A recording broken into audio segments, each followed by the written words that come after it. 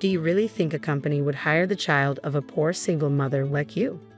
My goal was to work at the same bank where my father worked, but during my final interview, the notorious demon instructor said this to me. It was clear he looked down on me for coming from a single mother household and had no intention of hiring me. I struggled to keep my composure as the interview worsened. Reaching my limit, I took out my phone and called my father. You see, my father is actually the president of the bank. My name is Emma Miller. I'm a 23-year-old college senior searching for a job. My parents divorced last year, making my mom a single mother. They both wanted to live their own lives, so I naturally stayed with my mom. Despite the divorce, my future plans were heavily influenced by my father, the CEO of the largest bank in the country. I admired him and aspired to work at his bank. Tomorrow, I have my final interview. I'm not the best student, and when I shared my goal of working at the bank, my teachers and peers not only tried to dissuade me but also ridiculed me. I thought the ordeal would end after the interview, but looking back, it was truly awful. One day during my college years, a friend named Julia asked, "Hey Emma, have you decided where you're going after graduation?" For me, there's only one choice. The bank, I replied confidently. But our conversation drew murmurs from those around us. Just as I wondered if I had said something strange, Julia spoke up again. "Emma, it's hard to say, but you should know your place." To my shock, someone I considered a friend was insulting me. As I tried to argue back, another classmate chimed in. "It's impossible for you. That bank is the largest in the country and the hardest to get into from this university. Only one person from here has been hired in the past 10 years. I knew that, of course. I hadn't told anyone that my father was the bank's CEO. If I did, people would assume I got in through nepotism, which would tarnish my father's reputation and make me feel inadequate. I hated being misunderstood and judged unfairly. "Emma, I'm saying this for your own good," Julia continued, but I cut her off. "I don't need your advice." Everyone's eyes were on me, their cold stares piercing my heart. Why do I have to hear this? I thought, as our teacher, noticing the commotion, approached. "What's going on here?" she asked. "Miller says she wants to work at North Trust Bank," the boy answered. The teacher's face tensed up. "Are you taking society for granted?" Even the teacher, who was supposed to support students, denied my dream. There was no one to stand up for me. "Well, if I want to go there, what's wrong with that?" I retorted, determined to defend my ambition. I objected, but the teacher continued, piling on more criticism. "You're naive," she said. "My father is an interviewer for North Trust Bank. They call him a demon interviewer," she added with a smug look. The teacher's surname was Anderson, a 29-year-old woman. If I encountered an interviewer with the same surname at North Trust Bank, it would likely be her father, a demon interviewer indeed. "Yes, that's right," she continued. "My father doesn't like new talent. He says it's good enough if he interviews 100 people and hires 2. "Is that at the Sun Plaza branch?" I asked, curious about the connection. "Yes," she replied, "and you're from a single mother household, right?" I wondered why she would ask that, but answered honestly, "Yes." Then the teacher showed a sinister smile. At that time, I had no way of knowing the reason for her smile. The argument ended with the bell signaling the start of class. From that moment on, the way people looked at me grew colder. My friends, starting with Julia, whom I thought was a close friend, and my classmates who attended classes with me, distanced themselves. It was as if they didn't want to associate with a fool. Their reactions worsened with each exam I passed. The North Trust Bank hiring process had 4 stages. A written test in the first stage, followed by 2 interviews with people from the head office for the second and third stages. The 4th and final stage was an interview with the hiring manager for the desired work area and the head office hiring manager, in other words, the highest-ranking hiring manager. I wanted to work at the Sun Plaza branch and had managed to pass the 3rd stage. "How did you pass the 3rd stage?" they asked, now surprised and anxious about my progress. Most of them had failed their desired company's 2nd stage interviews. It had been 3 months since the job hunting season began, and in my class alone, there were no confirmed hires. The atmosphere was filled with panic, envy, and jealousy. I could be the first one to get a job offer. Those who had been so arrogant now ostracized me even more due to their pride. However, I got used to that life at university and decided to focus solely on myself. My motivation was to get an offer from North Trust Bank. My mind was set on that goal. One day, after class, Teacher Anderson started attacking me in front of everyone. "All right, everyone, listen up," she shouted to the students preparing to leave.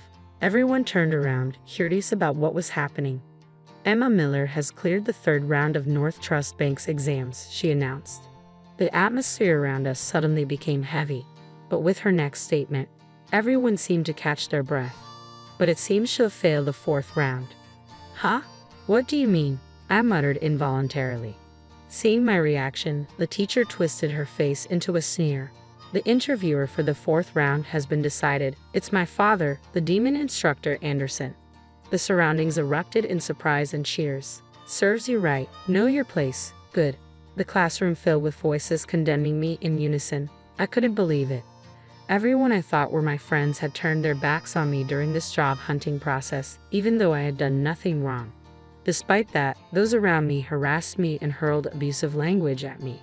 At first, I thought it might be a way for them to relieve the stress of job hunting. But it was different. I realized the situation around me was rooted in jealousy. They were envious of me for challenging something they wouldn't dare to. There's no way I could lose to someone like her who isn't even good at studying. There's no way someone like her could get into North Trust Bank. If she can make it, then so can I. If Miller is going, I should have tried as well.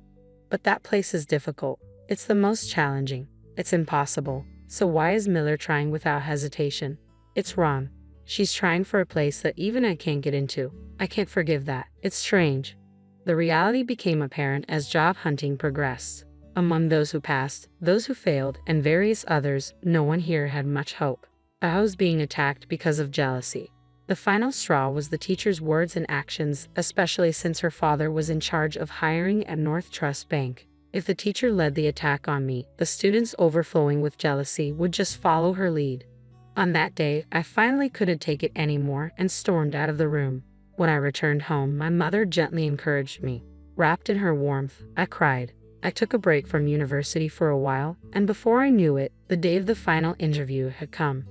"Don't forget, just do your best," my mother said as I left the house. Upon arriving at the interview venue, I was guided to the waiting room. Initially, there had been nearly 300 applicants in the Sun Plaza area, but now only about 10 remained. Only 3 would be selected from this group. Just as I was about to close my eyes to concentrate, my name was called. "Please come in." "Hello, thank you," I greeted as my final interview began. There were 3 people in the room. Anderson, the teacher's father, just as she had said, a man who appeared to be the chief hiring officer, about 10 years younger than my father, and a man in his 30s, presumably in charge of keeping records, sitting at a slight distance with a computer. The interview began with typical questions from Anderson, starting with a self-introduction and my motivation for applying. I answered these questions without difficulty. Then, the complaints started suddenly. "I don't really like female bank employees," Anderson said. Not knowing what to say, I fell silent. "Because they have quiet voices, are physically weak, and many think they can please people just by serving tea," he continued. I realized this man must be the type to mistreat his subordinates, and this would be a stressful interview. Silence is taboo in an interview, so I racked my brain and tackled the situation. I was in a sports club, and I think I'm strong. I'll do my best with any job given to me, just like a man. I tried to appeal, responding flexibly to his complaints. However, he didn't find it amusing and clicked his tongue, directing his gaze toward the papers in his hand. I felt something was off at this point. This interview was clearly going too far, yet the chief hiring officer, who should have been higher ranking than Anderson, said nothing. Upon closer observation, the chief hiring officer looked younger than Anderson. Maybe Anderson was pressuring him too. That's what I thought, but there was nothing I could do about it. I could only sit quietly and endure the interview. After a brief silence, Anderson spoke again. It seemed he would be in charge of the entire interview. "You seem to come from a single mother household, am I wrong?" he asked, probably looking at the documents I submitted from the university. They included my address and family composition.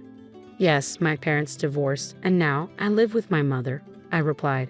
As soon as he heard my words, Anderson began to laugh, his sinister smile echoing through the room. "I see you're from a single mother household. What business does a poor person have here?" He blatantly changed his attitude. As the teacher's sinister smile crossed my mind, I began to sweat. I struggled to find the correct response and began to feel anxious, but it was Anderson who started talking first. Do you think there's a company that would hire someone from a poor single-parent family like you? He mocked. Huh? Just because I'm from a single-parent family, I won't be hired. You're going to assume I'm poor. I couldn't help but raise my tone. Of course, Anderson reacted to that.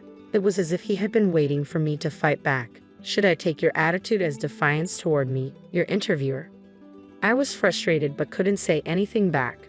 This was the bank my father worked at, the one I had always admired. I didn't want to lose because of this one man, but I didn't know what to say in return.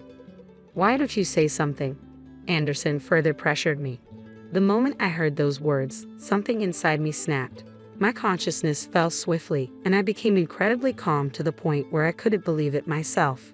Understood, I said. Anderson seemed puzzled by my response. While staring at him, I stood up from the hard metal chair. Hey, what's with you suddenly standing up? He asked.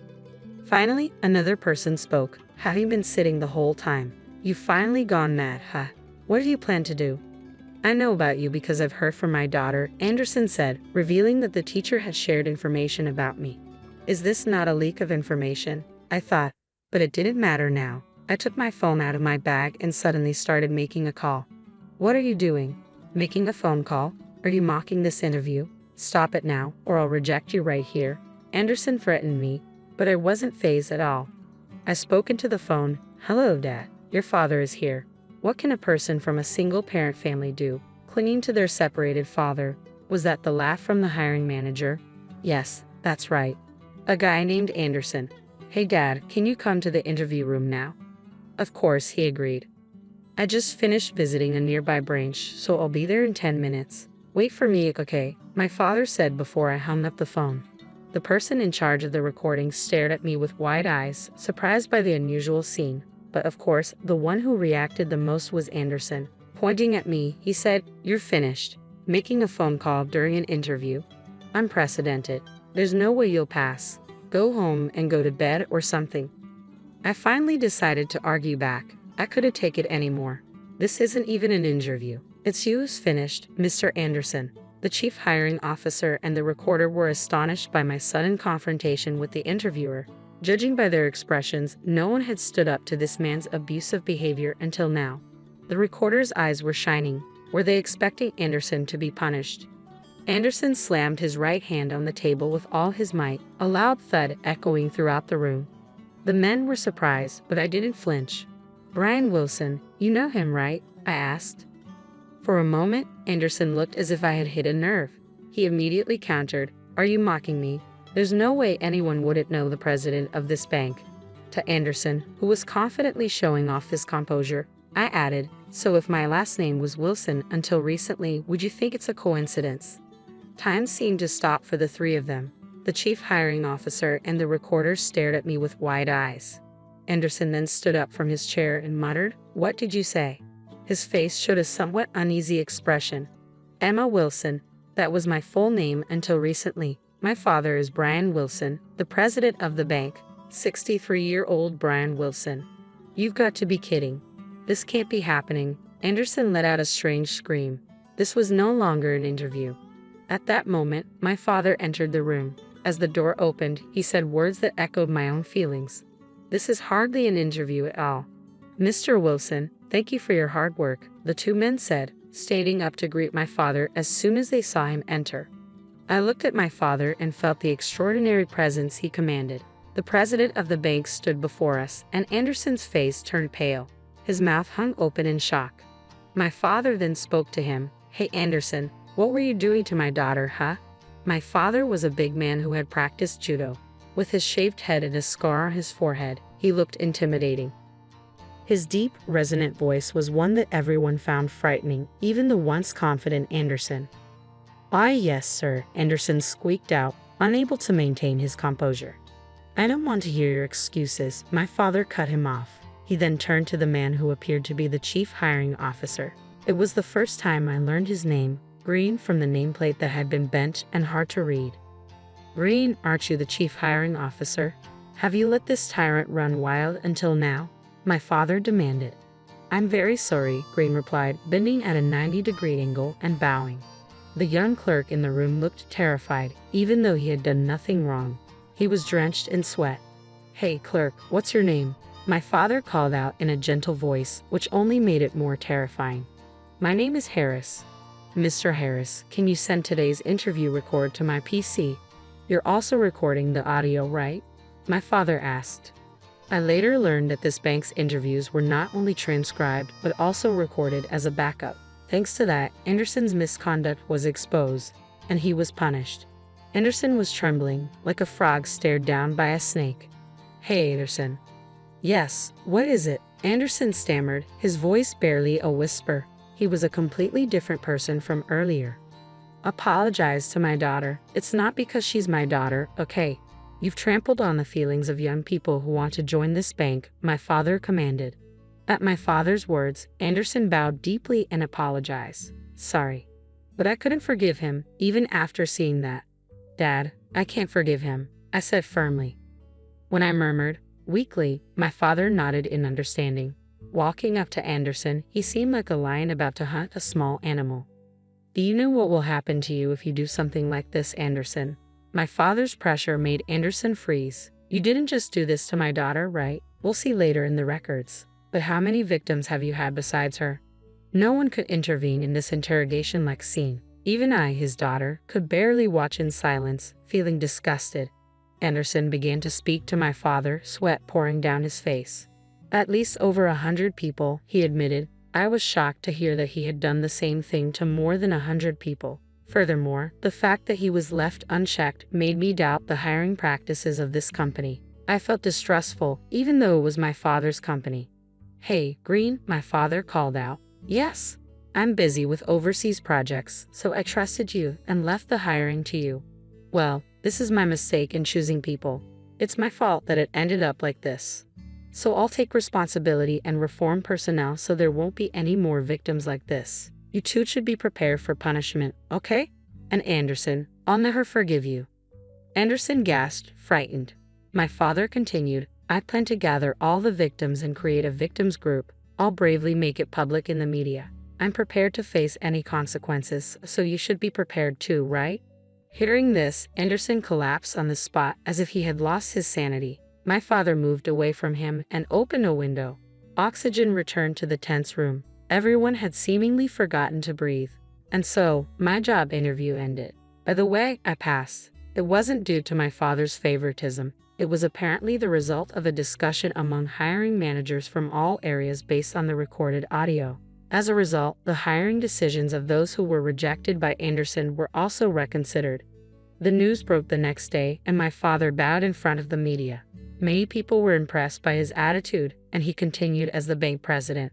On the other hand, Green, who had been the chief hiring officer, voluntarily resigned, and Anderson was sued by the company and the victims group. Anderson, whose past tyranny was gradually exposed, was arrested for defamation. Meanwhile, at the university, the teacher with a forced smile congratulated me in front of everyone. At that moment, my father and the principal appeared in the classroom. Miss Anderson, this is Brian Wilson, the president of North Trust Bank, the principal introduced. Oh yes, Miss Anderson replied, her expression faltering. I've seen him on TV, so I know who he is, Emma Miller's father. What? What did you say? I added to the surprise of the teacher's words. He's my mother's ex-husband and my father. My words caused a stir in the class. Humans have a tendency to flatter those with power. When they realized I was the daughter of the bank's top executive, everyone in the classroom became agitated. It was as if they had wished they'd have been friendlier to me. Miss Miller's father is the president of North Trust Bank, the teacher said upon learning the truth, becoming an empty shell. The principal then addressed the teacher. This school is able to operate thanks to the support of Mr. Wilson's bank. But it seems you've been bad-mouthing Mr. Wilson's daughter along with the rest of the class, haven't you? Well, that is never mind the excuses. Tell me only the truth. Is it a fact? Pressed by the dean, the teacher finally hung her head and admitted, yes. Mr. Wilson wants to discontinue support for this school. If those who harassed Miss Miller voluntarily leave the school, he says the support will continue. What will you do? The choice was clear to me as I listened. The teachers seemed to understand as well and ultimately resigned from the school, effective immediately. As they left, they apologized to me, but their voices were so quiet that I couldn't make it out. In the end, more than half of the classmates who had attacked me together withdrew voluntarily from the school. When my father said those who don't come forward before my daughter names the culprits will be considered for legal action, one by one they confessed. Given the power on display, it was a natural outcome. Ultimately, those people escaped legal action, but their enrollment in the university was not recognized. With my father's help, I secured a job offer, and my path after graduation was set. All that's left is to do my best for the remainder of my college life. My life is just beginning. I have vowed in my heart to do my best to someday become an exemplary banker like my father. My name is Jennifer, and I've spent most of my life alone. My parents died in a car accident when I was just 5, leaving me to be raised by my grandmother. She was my everything, my anchor, my guide, my only family. When she passed away shortly before my wedding, I thought I'd found a new family in Mark, my then fiancé. We'd been married for 2 years, living in a beautiful 2-story townhouse I'd rented before our wedding. It was in a perfect location, and when we got married, it made sense to stay there. Mark moved his things in, and I genuinely believed we had the perfect setup. I worked from home as an assistant editor-in-chief at a major publishing house, which meant I could manage both my career and our home life effectively.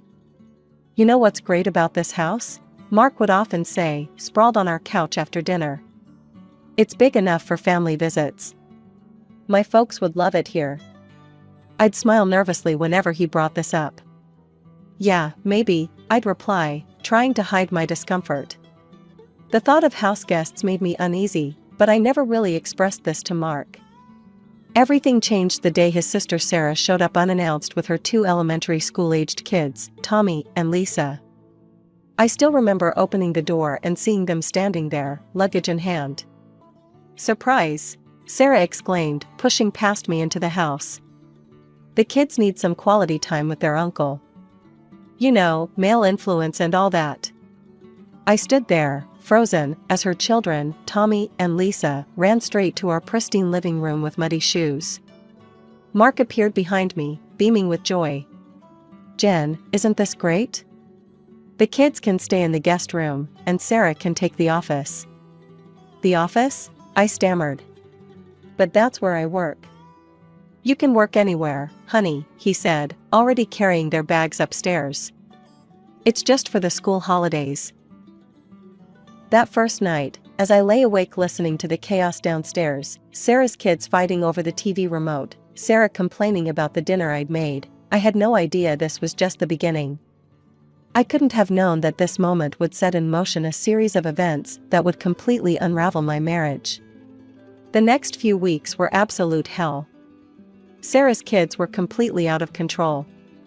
I'd never seen children behave this way before, and I'd edited plenty of young adult books about troubled teens. "Hey, stupid lady," Tommy would yell at me across the breakfast table, his hands covered in what I hoped was just mud. "I want pancakes." "Tommy," I'd try to reason with him, "first, please wash your hands, and second, my name is Jennifer or Aunt Jen." "Whatever, dummy," Lisa would chime in, deliberately spilling her orange juice on the floor. "Mom says we don't have to listen to you, because you're not really family." I'd look at Sarah, expecting her to correct them, but she'd just sit there scrolling through her phone, occasionally glancing up to say things like, "Kids will be kids," or "They're just expressing themselves." One particularly trying morning, I was trying to meet a crucial deadline for work when Sarah barged into my makeshift workspace in the living room. "The kids need lunch," she announced, as if I was her personal chef. "Something organic and sugar-free. Maybe some hand-pressed juice and gluten-free sandwiches?" "Sarah, I have a really important deadline," I started. "Oh please," she interrupted, rolling her eyes. "You just sit at home all day typing. That's not real work." Unlike being a mother. The days blurred together in an endless cycle of cooking, cleaning, and trying to salvage my work responsibilities. The kids would trash their rooms daily, wipe their dirty hands on the walls, and throw food during meals. The worst part? Mark seemed completely blind to it all. Finally, after what felt like an eternity, the school holidays ended. The morning Sarah and the kids left, I took Mark aside for a serious conversation. "Mark, we need to talk about what just happened," I said, still exhausted from the ordeal. "What do you mean?" "It was great having them here," he replied, genuinely puzzled. "No, it wasn't. Your sister's kids were completely disrespectful. She didn't lift a finger to help, and I couldn't get any work done. Please, don't invite anyone else without discussing it with me first." Mark looked taken aback, but nodded. "Okay, honey, I promise I'll talk to you first next time." I spent the next few weeks trying to restore both our home and my mental health. The walls needed repainting, the furniture required deep cleaning, and my work deadlines had piled up dangerously high. During this time, I also remembered something important about our lease agreement. "Mark," I said one evening, "I should mention that our landlord is really strict about guests. The agreement has specific clauses about it." He waved his hand dismissively. "Don't worry about that. Actually, why don't we just put the lease in my name? That way, you won't have to stress about it anymore." We transferred the lease to his name the next day, though I continued to pay the rent from my account as usual. 6 months passed, and life had finally returned to normal. Or so I thought. I was catching up on work one Tuesday morning when I heard Mark's excited voice from the kitchen. "Of course you can stay with us, Mom. We have plenty of room. You and Dad can take the master bedroom. We'll move downstairs to the guest room." My stomach dropped. I rushed to the kitchen just in time to hear his mother saying something about sewage repairs and water being cut off at their house. "Mark," I whispered urgently, tugging at his sleeve. "Can we talk about this first?" He covered the phone with his hand. "Mom and Dad need a place to stay while their plumbing gets fixed." "What's there to talk about?" That evening, we had our first real fight in months. "You promised me, Mark. You promised we'd discuss these things together." "What do you want me to do, Jen?" he snapped. "They're my parents. I can't leave them without running water. Stop being so selfish." The next morning, my in-laws arrived with enough luggage to survive an apocalypse. Within hours, my mother-in-law, Linda, had rearranged my kitchen cabinets, criticized my choice of cleaning products, and commented on the layer of dust on the windowsills. "Jennifer, dear," she called from the living room, where she was directing her husband Bob about furniture placement. "When you're done with whatever it is you do on that computer, we'll need dinner. Something substantial, not those silly salads you make." I gritted my teeth. "Linda, I'm actually working right now. I have a deadline." "Working?" she laughed, looking at Bob. "Sitting at home all day isn't work. Now, about dinner." Days blurred together. I'd try to write emails while Linda stood over my shoulder, commenting on my posture. I'd be editing manuscripts while she demanded I do the laundry properly. Apparently, I'd been folding sheets wrong my entire adult life. "Mark," I pleaded one evening, "I need help. I can't keep up with everything." "You're right," he said, and for a moment, I felt relief. I should take some time off work. I smiled, grateful, until he added, "Dad and I are thinking about a fishing trip. Get some real father-son bonding time." "A fishing trip?" I couldn't believe my ears. "That's not what I meant." But he was already packing his gear, excited as a kid at Christmas. The next morning, he and Bob left for their bonding experience, leaving me alone with Linda. "Well," she said, hands on her hips as the door closed behind them. "Since you're not busy with that little computer job of yours, we can finally get this house properly organized." I looked at my laptop, where 3 urgent emails from my boss sat unanswered, then at Linda's determined face. In that moment, I realized something had fundamentally shifted in my marriage, and not for the better. Just when I thought things couldn't get worse, only a day after Mark and his father left for their fishing trip, the doorbell rang. I opened it to find Sarah standing there with Tommy and Lisa, surrounded by even more luggage than last time. "Surprise!" She pushed past me, kids in tow. The children have been crying for their grandparents. We couldn't stay away. I stood in the doorway, my mind refusing to process what was happening. Linda appeared behind me, squealing with delight. My babies! She hugged the children. Sarah, darling, you're just in time. Jennifer was about to start dinner. I wasn't about to start dinner. I was about to join a critical video call with my publishing team. But nobody cared about that. Actually, I have an important work meeting. Always with the excuses, Sarah rolled her eyes. Mom told me you just sit at that computer all day pretending to work. The next few days were absolute torture. While Mark and Bob were off enjoying their fishing trip, I was trapped in a house of chaos. The kids ran wild through every room, leaving destruction in their wake. Sarah spent her days video calling friends, complaining about my cooking. Linda criticized everything I did. Nobody lifted a finger to help, but they all had opinions about how I wasn't doing enough. When Mark and his father finally returned from their fishing trip 5 days later, I was ready for a serious conversation. I'd rehearsed it in my head, firm but fair, explaining how impossible the situation had become. But before I could get a word in, Mark burst through the door, beaming with joy. Isn't this amazing? He spread his arms wide, taking in the chaos of our once peaceful home. The whole family together. We should do this more often. I felt the room spin. More often? Yeah, Dad and I were talking while fishing, and you know what would be great? If we all lived together for a while. Like a real family.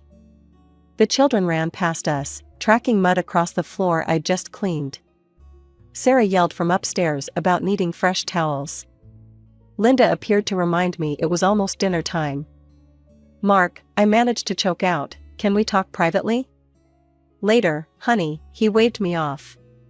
Dad's showing everyone the pictures from our trip. That night, I lay awake in our cramped guest room, listening to the chaos above. Our bedroom, now occupied by his parents, creaked with every movement. Sarah's kids were still running around despite the late hour. Someone was using the microwave. Again. My phone buzzed with another email from my boss, second missed deadline this week. We need to talk. My life had become a nightmare. I was surrounded by strangers who treated me like their personal maid, children who destroyed everything they touched, and a husband who couldn't, or wouldn't, see what was happening. The next morning, I woke up early, determined to get some work done before everyone else got up. I'd started barricading myself in the home office, my last sanctuary in this chaos. But when I opened the door, my heart sank. Sarah was sitting at my desk, my laptop open in front of her, while Tommy and Lisa sprawled on the floor surrounded by construction paper, glue, and what looked like half the garden's worth of dirt. Oh good, you're up. Sarah didn't even look at me. The kids have a school project due tomorrow. We're using your laptop for research. That's my work laptop, I said, trying to keep my voice steady. I have deadlines. Don't be so selfish, Sarah cut me off. This is for their education. You can do your little typing job later. I found Mark in the kitchen, grabbing his briefcase for work. Mark, they've taken over my office. They're using my laptop. I can't work. Not now, Jen, he rushed past me, checking his watch. I'm late for a meeting. Just share the laptop, okay? It's for the kids' school. Feeling dizzy, I headed to the bathroom. Maybe a shower would help me think clearly. But when I opened the bathroom door, I nearly vomited. The toilet was overflowing with mud and dirt. Footprints tracked through the mess across the tile floor. Handprints decorated the walls. Oh yeah, Lisa's voice piped up behind me. We needed somewhere to mix the dirt for our project. Tommy said the toilet would be good, 'cause it has water already. I stood there, staring at the destruction. Somewhere in the house, I could hear Linda complaining about lunch plans. Sarah was yelling at the kids to get more supplies for their project. The toilet gurgled ominously. Something inside me snapped. Without saying a word, I cleaned up the bathroom. Every swipe of the mop, Every scrub of the walls felt like another nail in the coffin of my marriage. When I finished, I went to our bedroom, the guest room now, and looked around at what my life had become. The next morning, I waited until Mark left for work. I listened to his car pull out of the driveway, counted to 60, then moved with quiet efficiency. I packed a small bag, some clothes, toiletries, my phone charger. The only thing I really needed was my laptop, which I managed to recover from the office while Sarah was in the kitchen complaining about the breakfast I hadn't made. Nobody noticed when I slipped out the front door. Nobody called out to ask where I was going. The hotel I checked into wasn't fancy, but it had 3 things my house no longer offered: silence, privacy, and peace. For the first time in weeks, I could hear myself think. I took the longest shower of my life, ordered room service, and actually managed to get some work done. I kept expecting my phone to explode with messages. Surely Mark would notice I was gone. Surely he'd be worried. Surely someone would wonder where the person who did all the cooking and cleaning had disappeared to. But as the hours ticked by, my phone remained silent. No missed calls. No frantic text messages. No concern at all for where I'd gone or why. After 3 days of silence, I decided to go home. Not because I missed them, but because I needed answers. As I approached our front door, I heard music and laughter spilling out into the street. What I walked into felt like a punch to the gut. A full-blown party was in progress. Streamers hung from the ceiling, plates of food covered every surface, and dozens of unfamiliar faces filled our living room. Nobody noticed me slip inside. Through the crowd, I spotted Mark dancing with Sarah in the middle of the room, both of them laughing. More relatives I'd never met were sprawled across our furniture, drinking and chatting as if they owned the place. I moved through the party like a ghost until I found myself near the kitchen. That's when I heard them. And the best part is, my mother-in-law was saying to a woman I didn't recognize, we didn't have to spend a dime on hotels or restaurants. No repairs needed at our house at all, we just needed a change of scenery. The woman chuckled. Clever. And you got a free housewife out of the deal too. Yes, that Jennifer, Linda's voice dripped with contempt. Though she's not much of a housewife. Always complaining about her work. Can you believe she actually ran away 3 days ago?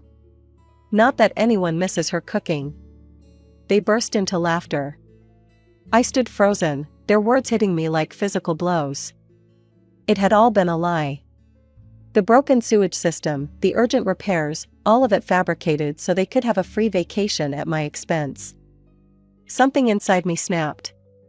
I pushed through the crowd until I found Mark, still dancing and drinking without a care in the world. We need to talk, I grabbed his arm. Now. He followed me to the hallway, looking annoyed at being pulled away from his fun.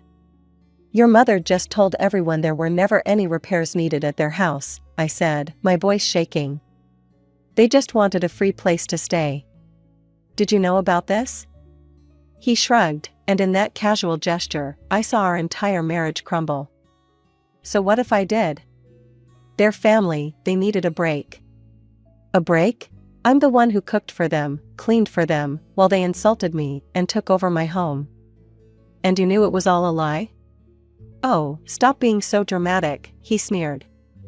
You don't understand because you're an orphan. The word orphan hit me like a slap. Images flashed through my mind, the car accident that took my parents when I was 5, my grandmother raising me alone, her empty seat at our wedding. That's right, he continued, his voice cruel. You're just a lonely loser who doesn't understand what it means to have a real, close-knit family. Maybe if you had one, you wouldn't be such a selfish bitch. Tears burned in my eyes, but I refused to let them fall. Without a word, I walked to our former bedroom and gathered what remained of my belongings. Behind me, the party continued as if nothing had happened. No one tried to stop me. Not even Mark. I'd barely settled into my hotel room and started apartment hunting online when my phone rang. Seeing the landlord's number flash across my screen made my stomach clench. Jennifer, Mr. Peterson's voice was tight with tension. I've been receiving numerous complaints from the neighbors about your property. My former property, I corrected him. I don't live there anymore. The lease was transferred to Mark Thompson, my husband, remember? There was a heavy pause on the line. Yes, well. The neighbors are reporting loud parties, excessive noise at all hours, children running wild in the common areas, and multiple unauthorized residents. That sounds terrible, I said, keeping my voice neutral. But as I said, it's not my responsibility anymore. Mr. Peterson sighed deeply. I want you to know that I'll be forced to take the harshest measures allowed under the lease agreement. I'm only calling you as a courtesy because you were such a good tenant for so long. I appreciate the heads up, I replied, but you'll need to discuss this with Mark. After hanging up, I felt a weight lift from my shoulders. I didn't bother warning Mark about the call. Let him deal with the consequences of his choices for once. I found a lovely one-bedroom apartment in a quiet building across town. The landlady was a retired teacher who lived downstairs and appreciated that I worked from home. It's good to have someone around during the day, she said. For the first time in weeks, I slept through the night without being awakened by midnight snacks or early morning chaos. Then, 2 weeks into my peaceful new life, Mark called. Jen, we're in serious trouble, he blurted before I could speak. Peterson showed up today with a stack of papers. He's demanding double rent for the month plus some ridiculous fine. I continued typing my email, letting him ramble. Did you know it was against the lease to have overnight guests? Or parties? Why didn't you tell me? I did tell you, I replied calmly. Multiple times. You didn't want to listen. Well, I didn't read the whole thing when we transferred it, he admitted. Look, can you talk to Peterson? He liked you. Maybe you can explain. Explain what? I cut him off. That you moved your entire extended family into a rental property without permission? That you've been hosting parties and disturbing the neighbors? That you ignored every warning I gave you about the lease agreement? The neighbors called the police last night, he continued desperately. Mom and Dad got fined for noise violations. Sarah's kids were running through the building at midnight and someone complained. We need your help, Jen. You know how to handle these things. I thought about all the times I'd handled things for them. All the times I'd cleaned up their messes, literal and figurative. No, I said simply. No? What do you mean, no? I mean no. You have a whole big, close-knit family there to help you. Remember? The real family you said I wouldn't understand because I'm just a lonely orphan? Goodbye, Mark. I hung up mid-plea, turned my phone off, and went back to work. For the first time in months, I smiled. Sometimes karma doesn't need any help at all. The day after Mark's desperate call about the fines, my phone rang again. His name flashed on the screen, and I almost didn't answer. But something told me I should hear whatever he had to say. They're gone, he said without preamble. Mom, Dad, Sarah, the kids, they all left. Come home, Jen. We can go back to how things were. I almost laughed at the suggestion. Go back? As if the past months could be erased like crayon marks from a wall. There's no going back, Mark. Please, his voice cracked. Peterson's asking for so much money. Maybe we could split the costs? Half the fine and the double rent? I can't afford it on my own. This time I did laugh, a sharp, bitter sound that surprised even me. Oh, now you want to split things fairly? Where was this concern for fairness when I was cooking and cleaning for your entire family? When they took over my office, my home, my life? But what about your real, close-knit family? I interrupted. Surely they'll help you pay. After all, I'm just a lonely orphan who doesn't understand family values, remember? A week later, I heard through our mutual friend Amy that Peterson had evicted Mark. She told me he'd shown up at his parents' doorstep with his bags, only to be turned away. The irony was almost poetic. Mark's final call came as I was finishing dinner in my peaceful new apartment. My divorce papers lay on the coffee table, filed that morning. "Please, Jen," he begged. "I've lost everything, the house, my family. I made a mistake. We could start over. I've learned my lesson." I looked around my small but tranquil apartment. My laptop sat on my desk where I'd left it. My coffee mug was exactly where I'd placed it. No crayon on the walls, no mud on the floors, no chaos in the kitchen. "You're right about one thing, Mark," I said quietly. "You did lose everything.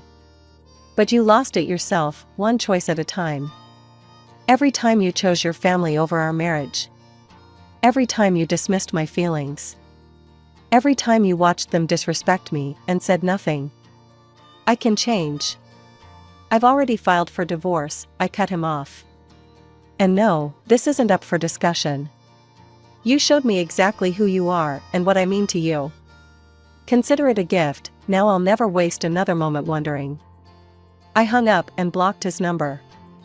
Outside my window, the sun was setting, painting the sky in brilliant oranges and pinks. On my desk, a fresh manuscript waited for my attention. My phone remained blessedly silent. Sometimes, I think about what my grandmother would say if she could see me now. She always told me that family isn't about blood, it's about love, respect, and loyalty.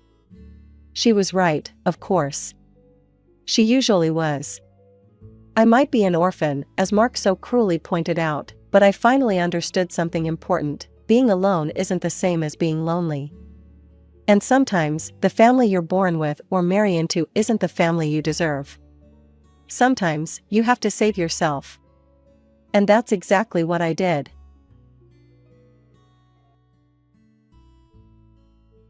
I'm Ella Mitchell, and our family seemed perfect on paper. Mom worked at the tax service, wearing her position like a badge of honor. She'd come home each evening, briefcase stuffed with papers, talking about promotions and pension plans. Dad worked at the city administration, but his heart wasn't in it. I'd catch him sketching business plans on napkins during dinner. "Think about it, Sarah," he'd say, eyes bright with excitement. "A whole chain of specialty stores. We could." "Stop it, James," Mom would cut him off sharply. "We have stable jobs, good benefits. Why can't you be satisfied with that?" I didn't understand their arguments then. To me, Dad's dreams sounded like fairy tales, full of possibility and adventure. But Mom would always shake her head, her lips pressed into a thin line. Then came that night. I was playing with my dolls when Mom's scream echoed through our house. "What do you mean you took out a loan?" Her voice was shrill, terrifying. "How much?" "Sarah, please, I've done all the research." "Are you insane? Do you want us to end up on the street?" I crept to my bedroom door, peering through the crack. Mom was pacing, her face red with anger. "I won't let you drag me down with you, James, I won't." The next morning, Dad was gone. Mom told me he'd moved to another city to start his business. I didn't understand why he hadn't said goodbye. Weeks turned into months.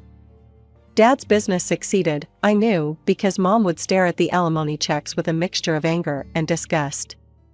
But he never came back, never called, never tried to be part of my life. Mom threw herself into her work even more after that. She hired Elena, my nanny, who became my primary caregiver while Mom spent longer and longer hours at the office. "Your mother's working hard for you," Elena would say when I asked why Mom was never home.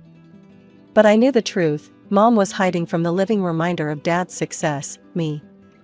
She'd rather bury herself in spreadsheets and tax forms than face the daughter of the man who proved her wrong. Some nights, I'd hear her on the phone with her friends. "He actually made it work. Can you believe it? But at what cost? He abandoned his own daughter." But Dad hadn't just abandoned me, Mom had pushed him away, choosing the security of her job over the uncertainty of his dreams. And now, I was paying the price for their choices, caught in the middle of their broken marriage, watching my mother retreat further into her work while my father built his empire in another city. My grandmother Marion was like a burst of color in our grayscale life. She didn't visit often, but when she did, our house came alive with her energy and warmth. Though these visits usually ended in heated arguments with Mom. "Sarah, look what you've done," Grandma would say, gesturing around our empty feeling house. "James is thriving in his business, and you've torn this family apart for what? Your pride? Don't you dare lecture me about my choices, Mom." Mom would snap back, her voice sharp as broken glass. "Stay out of my life and my decisions." I'd hide in my room during these fights, but I could still hear every word. Sometimes Grandma would come up afterward, her eyes sad but her smile warm. When I turned 7, Grandma started paying for me to attend Riverside Academy, a private school she said would give me better opportunities. Mom didn't object. I think she was just glad to have me out of the house for longer hours. As I grew older, I began to understand why Mom kept me at arm's length. Every time I got excited about a school project or showed initiative in something, I'd catch her watching me with this cold, distant look. I reminded her too much of Dad, the man who'd proved her wrong, who'd succeeded despite her predictions of failure. Mom provided for me materially. I always had clean clothes, good food, and a roof over my head. But there were never any hugs, no kisses goodnight, no I love yous. She spent her free time with friends from work, going on weekend trips and vacations without me. I stayed with Elena, my nanny, or occasionally with Grandma. I thought this was normal. I thought all mothers maintained this professional distance from their children. Until the day I went to my friend Katie's birthday party. The party was in full swing when Katie knocked over her juice. Instead of anger, her mother rushed over with a warm laugh. "Oh, sweetie, are you okay?" She hugged Katie close, kissing her forehead, helping her clean up while they giggled together. I stood frozen, watching this display of casual affection like an anthropologist observing a newly discovered tribe. Katie's mom hugged her just because. She kissed her cheek for no reason. She said, "I love you," without any special occasion prompting it. That night, I lay in bed imagining what it would be like to have a mom who hugged me, who kissed me goodnight, who wanted to spend time with me. I was hopeful when Mom started dating Robert. He'd come over for dinner, always bringing me small gifts, candy, or little toys. He seemed genuinely interested in my school stories, asking questions, and laughing at my jokes. When Mom announced they were getting married, I dared to dream that finally, I might get the family I'd seen at Katie's house. But nothing changed. Mom remained distant with me, even after the wedding. Then came the announcement of her pregnancy. "You're going to have a little sister," Robert told me, grinning widely. "Isn't that exciting?" I was 8 when Sophie was born. From the very first day, I watched in stunned silence as Mom transformed, but only for my sister. She'd coo at Sophie, shower her with kisses, hold her close just because she could. All the things I'd been starving for my entire life, Sophie received in abundance. "Look at her tiny fingers," Mom would whisper, nuzzling Sophie's neck. "Aren't they perfect?"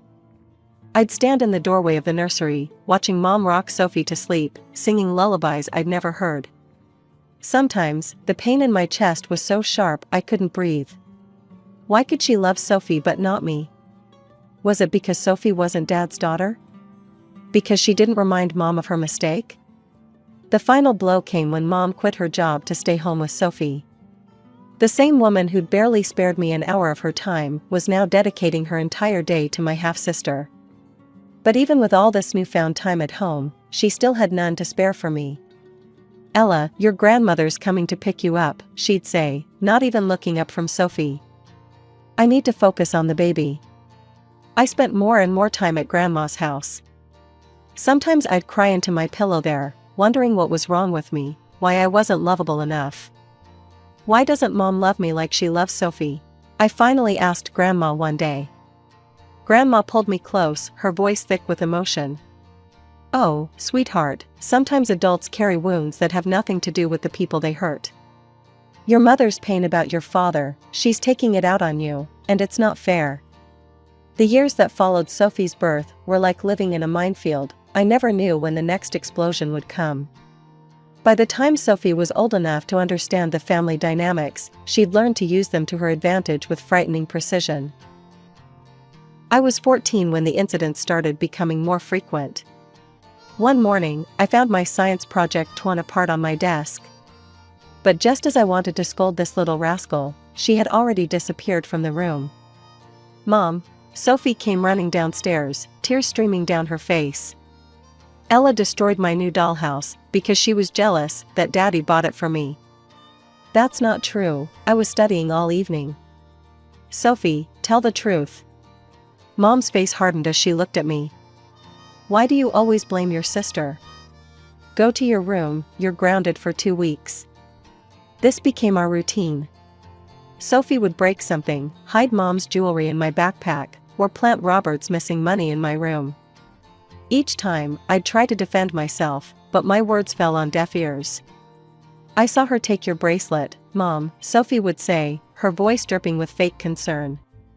"I didn't want to tell, but she's been stealing things." Robert would look at me with disgust. I knew we couldn't trust her. Like father, like daughter, both of them dishonest to the core. At first, I fought back. I'd cry, scream, beg them to believe me. But gradually, I learned that defending myself only made things worse. Sophie reveled in my punishments, watching with a small smirk as I was sent to my room, grounded, or had my allowance taken away. One night, I heard Mom and Robert talking in their bedroom. I'd stopped to pick up some laundry in the hallway when their voices drifted through the door. "Why don't we just send her to live with your mother?" Robert was saying. "She's nothing but trouble." "Are you kidding?" Mom scoffed. "James sends $3,000 in alimony every month. That's why I can afford to stay home with Sophie. Once Ella turns 18, that money stops. We need to keep her here until then." The laundry basket slipped from my hands, clothes scattering across the floor. That's when everything clicked into place. I wasn't a daughter to her, I was a meal ticket. The only reason she kept me around was my father's money. That night, I lay in bed and made a plan. I would focus on my studies, get into a good college, and escape this house forever. I started staying late at the library, taking extra classes, anything to minimize my time at home. "Look at her, acting so superior with her studying," Sophie would taunt. "You think you're better than us?" But I didn't care anymore. Each insult, each false accusation, each punishment, they were just counting down the days until my freedom. I started keeping a calendar, marking off days until graduation, like a prisoner marking time until release. When Sophie stole Mom's expensive perfume and planted the empty bottle in my room, I accepted the punishment silently. When she took money from Robert's wallet and stuffed it in my coat pocket, I didn't even try to defend myself. Their words couldn't hurt me anymore. I was already gone in my mind, counting down the days until I could make it real. It was a Tuesday in late March, during my senior year, when everything finally came crashing down. The moment I opened our front door, the acrid smell of smoke hit my nostrils. My heart stopped. Living in this house had taught me that disaster could strike at any moment. Following the smell, I rushed down to the basement. The scene that greeted me made my blood run cold. Sophie was crouched in the corner, surrounded by burning newspapers and cardboard boxes. She had created a small bonfire, and the flames were already licking dangerously close to the wooden storage shelves. "Sophie, are you insane?" I screamed, lunging forward. "You'll burn the house down." Without thinking, I grabbed her shoulders and yanked her away from the fire. It all happened so fast, she lost her balance, stumbled backward, and threw out her arm to break her fall. The sickening crack that followed will haunt me forever. "Aha!" Sophie's scream pierced the air as she clutched her arm. "You hurt me. You did it on purpose." My hands shaking, I pulled out my phone and called Mom while simultaneously trying to stamp out the remaining flames. "Mom, there's been an accident. Sophie's hurt. Please come home now." Everything after that happened in a blur. Mom burst through the door, took one look at Sophie cradling her arm, and rushed her to the hospital without even glancing at me. I sat on the stairs, my clothes still smelling of smoke, waiting for the axe to fall. When they returned hours later, Sophie's arm was in a cast, and Mom's face was set in stone. Without saying a word, she walked straight to my room and started pulling out my clothes, throwing them into garbage bags. "Mom, please let me explain," I begged. "Sophie was playing with fire in the basement. I was trying to save her. I can show you the..." She told me everything. Mom cut me off, her voice trembling with rage. "How you pushed her down the stairs, because you were jealous of her new school bag. How you've been threatening her for weeks." "What? That's insane. There was a fire." Sophie stood in the doorway, tears streaming down her face. "Stop lying. You hurt me on purpose. You've always hated me." "Get out," Mom said, dragging the bags toward the front door. "Get out of my house before I call the police and have you arrested for assault. Who do you think they'll believe?" I felt the blood drain from my face. She was right. With my record of past incidents, all carefully orchestrated by Sophie, who would believe me? "I need money too." Mom laughed angrily.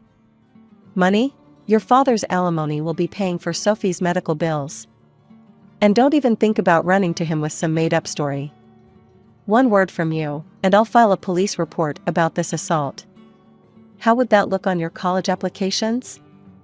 The threat hung in the air like poison. With trembling hands, I grabbed my coat and one of the garbage bags containing my belongings. The rest of my things lay scattered across our front lawn like debris after a storm. I made my way to Grandma's house in a daze, dragging the bag behind me.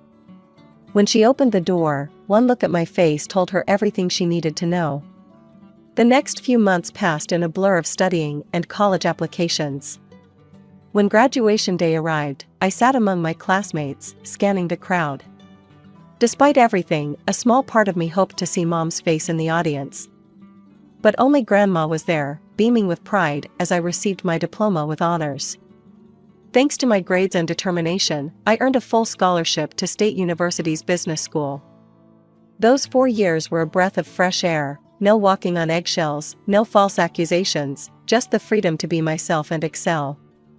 After graduating with a degree in business management, I landed a job at a marketing firm. 8 years flew by, each one taking me further from the trauma of my childhood home. I had my own apartment, a successful career, and most importantly, peace. My only family connection was Grandma, who remained my rock through everything. Then I met David. He quite literally ran into me at a coffee shop, spilling his latte all over both of us. Instead of getting angry, we couldn't stop laughing about it.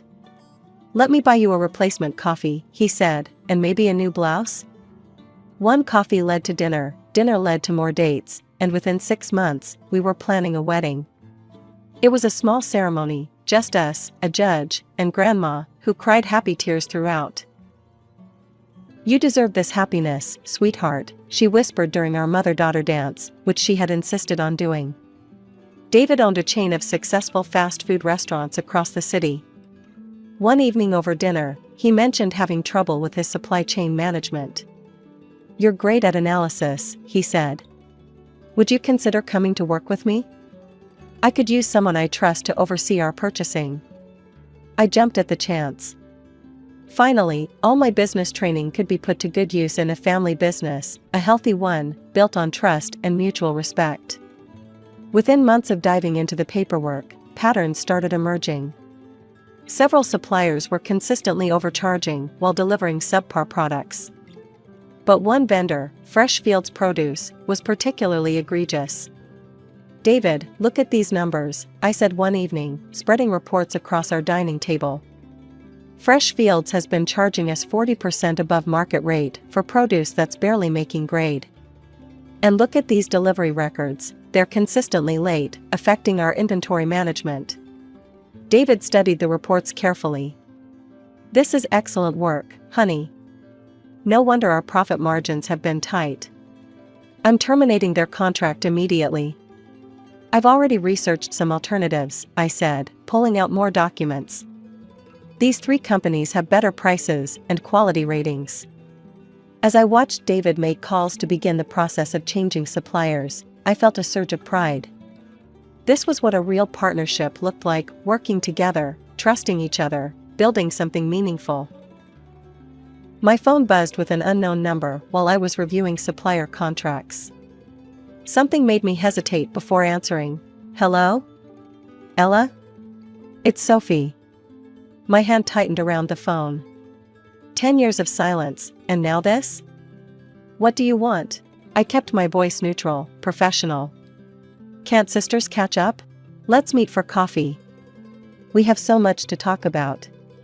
No, the word came out sharp and final. Say what you need to say. There was a pause, then Sophie's voice changed, dropping its fake sweetness. Fine. Your husband is about to make a huge mistake. Fresh Fields Produce? That's my fiancé's company.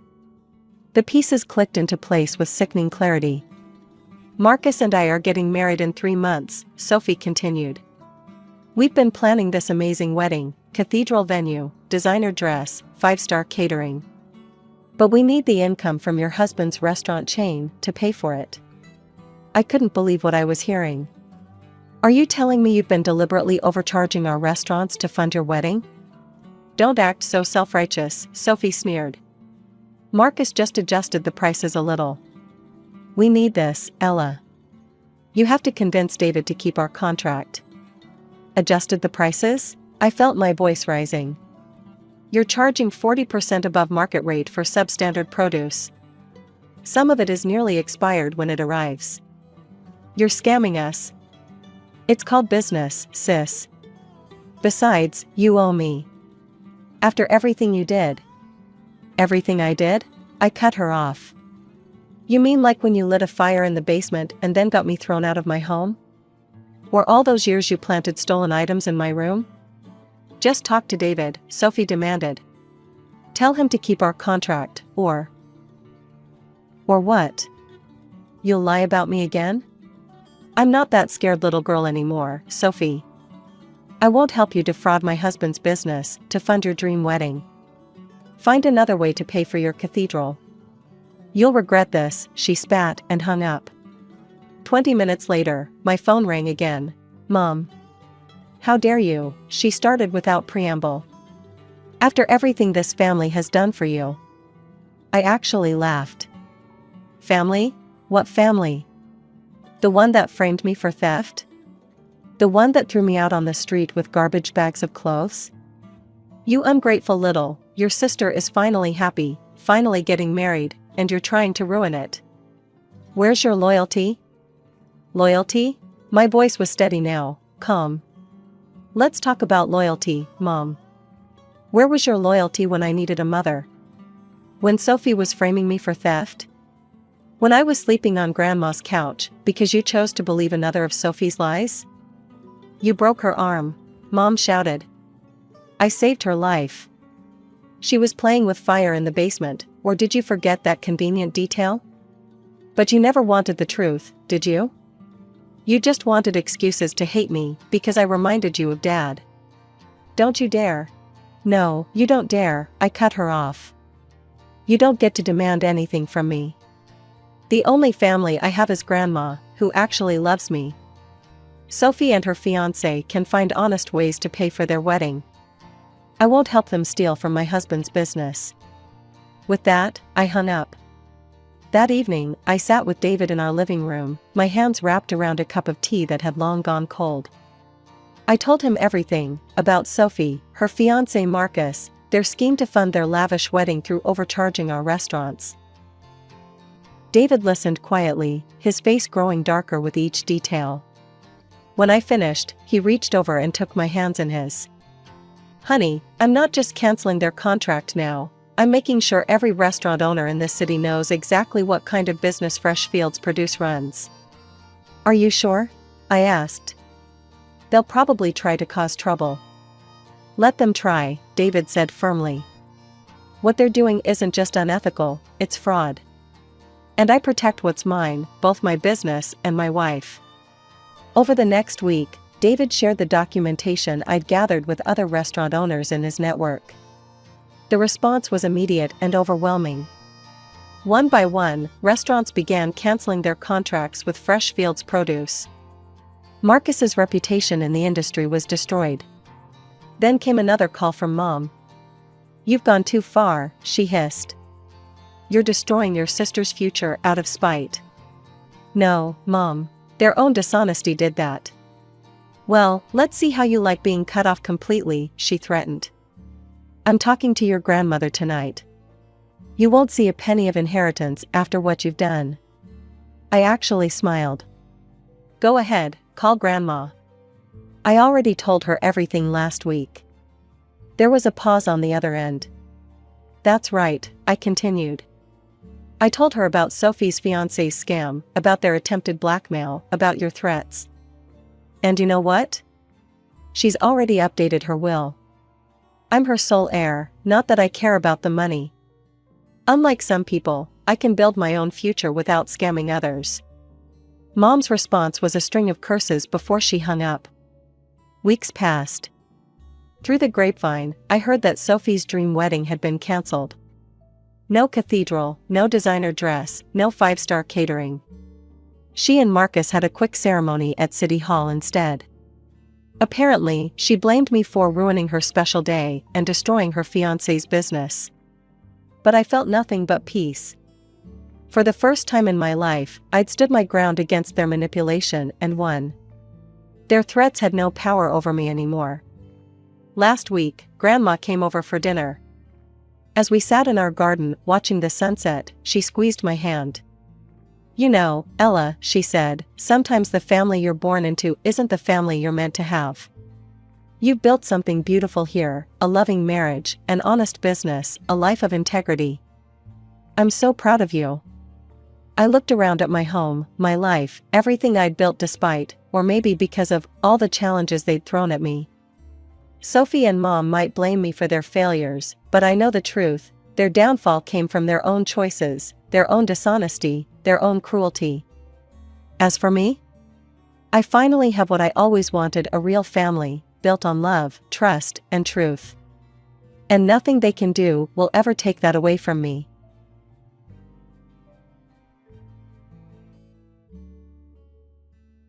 Growing up, I always knew I was second best. My name is Isabella, though everyone calls me Bella, and I'm the younger daughter in what appeared to be your typical middle-class family. My sister Catherine, Katie for short, was the golden child. 3 years older than me, she was blessed with naturally blonde hair that seemed to catch the sunlight just right in every photo.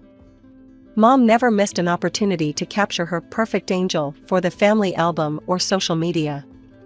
I wasn't ugly by any means. I had my own kind of pretty, dark hair, hazel eyes, and what my aunt called an interesting face. But in our house, interesting wasn't enough. Katie was the standard, and I was, well, just there. The favoritism wasn't subtle. When Katie needed new clothes, we'd spend entire weekends at the mall. When I needed something? "We'll see next month, sweetie." Katie got the bigger bedroom because she needed space for her studying. She got a car for her 16th birthday. I got a watch for mine, not even a particularly nice one. The real kicker came during our respective high school graduations. When Katie graduated, our parents threw this massive party. Dad proudly announced they'd be paying for her college education. She was going to study to become a bank manager, following in his footsteps.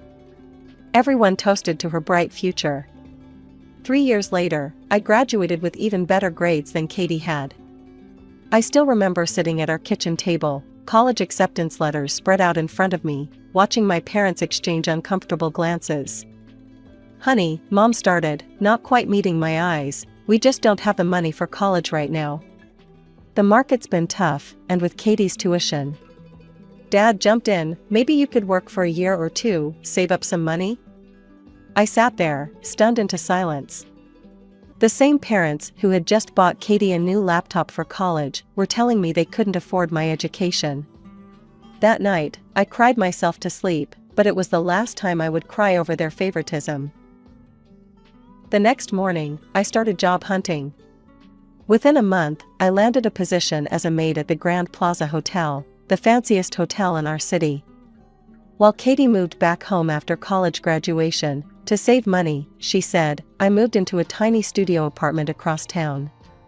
Living on my own was tough at first, but it beat staying at home watching Katie bask in our parents' endless attention. My apartment might have been basic, but it was mine.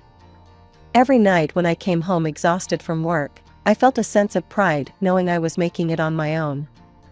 I threw myself into my work at the Grand Plaza Hotel. While some of the other maids complained about the demanding guests and endless rooms to clean, I saw every task as an opportunity to learn the hotel business from the ground up. Bella, you're the only one who consistently gets perfect room inspection scores, Mrs. Rodriguez, the head housekeeper, told me after just 3 months. How do you do it? I just try to think about what I'd want if I were staying here, I replied, straightening my uniform. Within 6 months, I was promoted to head maid. That's when I first met him, James Richardson, the guest in room 742. He was probably in his mid-40s, distinguished looking, with salt and pepper hair and expensive suits. I noticed him watching me one morning while I was supervising the cleaning of the 7th floor. Miss, he called out, could I have a word? What started as a simple request about extra towels turned into a 15-minute conversation about hotel operations. The next day, he happened to run into me again. And the next. And the next. Join me for dinner tonight, he suggested casually on his 5th day at the hotel. I know a lovely restaurant downtown. I straightened my shoulders and looked him directly in the eye. Mr. Richardson, I appreciate the invitation, but I need to be clear, if you're looking for a temporary arrangement during your stay, I'm not interested. Instead of being offended, he laughed. Fair enough. But my invitation stands, just dinner, nothing more. I declined politely but firmly. He continued to be friendly, but respectful, for the remainder of his 3-week stay. The day he checked out, he left me a business card with his number. I tucked it away and thought that would be the end of it. 2 weeks later, everything started changing. First, I was called to the hotel manager's office and offered a position at the front desk, a significant promotion. Before I could get used to my new role, I was promoted to head of the registration team. A few weeks after that, I became assistant manager of the front office. Within 2 months of Mr. Richardson's departure, I found myself as the manager of the entire front office. The speed of my advancement made my head spin. While I knew I was good at my job, this seemed almost too good to be true. The whispers started soon after. She must be sleeping with Mr. Blackwood, I overheard one of the receptionists telling another, referring to our hotel owner. Did you see how fast she moved up? Nobody gets promoted that quickly without, you know. I tried to ignore the gossip, but it stung. I'd worked hard for every promotion, stayed late, learned every aspect of the operation. Yet people assumed I'd slept my way to the top. The truth was, I'd barely even met Mr. Blackwood, let alone had an affair with him. One Monday morning, Mr. Blackwood's secretary called to schedule a meeting. My stomach churned, these unexpected meetings usually meant trouble. I knocked on his office door precisely at 2 p.m. Come in, Bella, he called out. Please, have a seat. Mr. Blackwood was a tall man in his 60s, with kind eyes that always seemed to be evaluating something. He shuffled some papers on his desk before looking up at me. You've done exceptional work here, he began. But there's something we need to discuss. Your position as front office manager typically requires a college degree in hospitality management or a related field. My heart sank. Here it was, they'd finally realized I wasn't qualified for the job. I think it's time for you to go to college, Bella. I blinked, confused. I'm sorry? The hotel will work with your schedule, of course. We want you to get your degree while maintaining your position here. My mind was spinning. This wasn't at all what I'd expected. I don't know what to say, I stammered. Thank you, but why? He smiled, reaching into his desk drawer. You know, I don't often take advice about personnel decisions from outside sources, but in your case, a good friend insisted I pay attention. He pulled out a business card and slid it across the desk. If you're curious about why your career has taken such an interesting trajectory lately, give this number a call. I picked up the card, and my breath caught. It was the same number Mr. Richardson had given me months ago. That evening, sitting in my apartment, I stared at the card for a full hour before finally picking up my phone. My hands were shaking as I dialed. "I was wondering when you'd call," that familiar voice answered on the second ring. You're friends with Mr. Blackwood?" I managed to ask. James chuckled. "We've known each other for 30 years. When I spot talent, he trusts my judgment. So all these promotions were entirely earned," he cut in firmly. "I simply suggested he pay attention to your potential. Everything you achieved, you did on your own merit." We talked for hours that night. He explained how he'd watched me work during his stay, impressed by my attention to detail and natural leadership abilities. He'd seen something in me that reminded him of himself when he was younger, that drive to prove yourself against all odds. 2 days later, we had dinner at that same restaurant he'd first invited me to months ago. This time, I said yes. I enrolled in college the following week, majoring in hotel and restaurant management. James supported me every step of the way, not just emotionally but practically, helping me study, sharing his business experience, teaching me things no textbook could cover. Our relationship deepened naturally. There was no grand romantic gesture, no dramatic moment when everything changed. We simply grew closer day by day, until being together felt as natural as breathing. "Move in with me," he said one evening, 6 months after that first phone call. We were sitting on his penthouse balcony, looking out over the city lights. A month later, we were married in a small but elegant ceremony, and I moved from my tiny studio into his luxurious penthouse apartment. "Girl, you hit the jackpot," my friend Sarah exclaimed over coffee one afternoon. "Successful, handsome, and actually nice? Those kinds of men aren't supposed to exist." I laughed, but she wasn't wrong. James was everything I could have hoped for in a husband. He supported my education, celebrated my career achievements, and made me feel valued, something I'd never experienced growing up. My newfound happiness made family gatherings interesting, to say the least. Katie, who had always been the star of the show, was struggling to keep a man interested for more than a few weeks. Her career at the bank was going well, she'd made it to assistant manager, but her personal life was a mess. I'd catch her staring at James and me during holiday dinners, her eyes filled with barely concealed envy. The same sister who used to ignore me unless she needed something now couldn't stop watching my every move. "Did you see how Katie was looking at your ring all through Christmas dinner?" James asked me afterward. "I thought she was going to drill a hole through it with her eyes." "She's always been used to having the best of everything," I sighed. "I don't think she knows how to handle not being the center of attention anymore." The situation got more awkward when my parents started their campaign to get Katie married off. Mom would corner me at every family gathering. "Sweetie," she'd say in that syrupy voice she used when she wanted something, "surely James must have some nice friends? Single ones? Katie's not getting any younger, you know." Dad was more direct. "Your sister deserves someone successful, like James. You should help her out, it's what family does." The irony wasn't lost on me.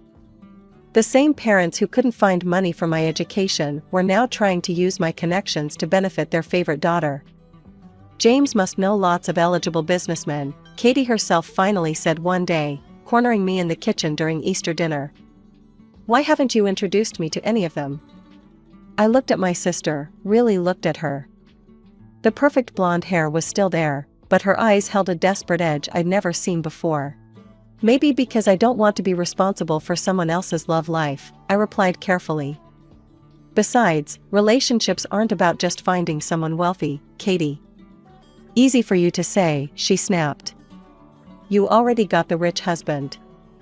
I walked away from that conversation knowing I'd made the right choice to keep my distance. Something about Katie's attitude toward finding a wealthy man made me uncomfortable. It felt less like she wanted love and more like she was hunting for a prize.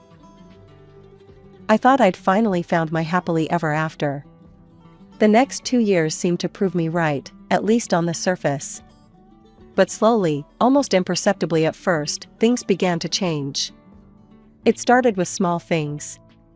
James began coming home later and later from work. His business trips, which used to be occasional, became more frequent. At first, I made excuses for him in my head. He was busy, the company needed him, this was just a temporary phase. "Sorry, darling, emergency board meeting," he'd text, missing another dinner I'd prepared. "This trip might take 2 weeks instead of 1, he'd say, barely looking up from his phone. Our home felt emptier with each passing day. The sound of my heels echoing through our penthouse apartment became a lonely reminder of how much time I spent there alone. Finally, one evening, I decided enough was enough. I waited up for him, determined to have a real conversation about what was happening to us. "James, we need to talk," I said when he walked in at 11 p.m. He looked at me with an expression I'd never seen before, cold, distant, almost annoyed. "Yes, we do." What happened next felt like a scene from someone else's life, not mine. "I want a divorce," he said flatly, as if he were discussing the weather. "I don't love you anymore." Actually, I'm not sure I ever did. I felt like I'd been punched in the stomach. "What?"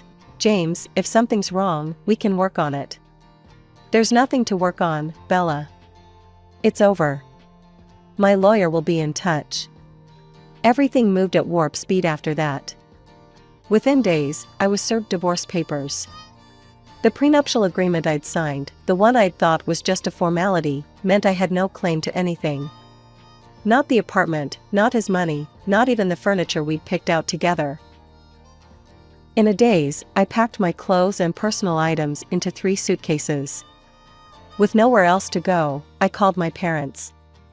"Mom, Dad, I need to stay with you for a little while," I said, trying to keep my voice from breaking. "Just until I figure things out." The silence on the other end should have told me everything. "Oh, honey," Mom's voice dripped with false sympathy, "we're in the middle of renovations right now. The guest room is completely torn apart." "I could sleep on the couch," I suggested. "Well, you see," Dad jumped in, "we're having the living room painted too. And you know how small this house is." They had excuse after excuse, each one more transparent than the last. What hurt most was the barely concealed satisfaction in their voices. They were actually happy about my fall from grace. I found a small apartment across town and tried to throw myself into my work. But suddenly, nothing was going right there either. Every report I submitted came back with corrections. Every decision I made was questioned. Finally, Mr. Blackwood called me into his office. The same man who had championed my career now couldn't quite meet my eyes. "Bella," he said, shuffling papers on his desk, "perhaps it would be best if you considered other opportunities. We'd be happy to provide a reference." Depression hit me hard after losing everything. For a month, I barely left my bed. The silence from my family was deafening, not a single call, not even a text to check if I was alive. Thank God for Sarah. "Get up," she demanded one morning, barging into my apartment with coffee and bagels. "This isn't the Bella I know." "The Bella you knew had a life," I mumbled into my pillow. "No," she yanked my curtains open, "the Bella I know is a fighter. The one who started as a maid and worked her way up to management. The one who put herself through college while working full-time. That Bella's still in there somewhere." Thank goodness I'd always been careful with money. Even with the prenup, I had my own savings from years of working and living below my means. James had taught me one useful thing, at least, always have a backup plan. One sleepless night, staring at my ceiling, it hit me. I knew the hotel business inside and out. I'd done every job from cleaning toilets to managing the front office. I knew what worked, what didn't, and most importantly, what guests really wanted. "I'm going to open my own hotel," I told Sarah over breakfast the next morning. She nearly choked on her coffee. "That's ambitious."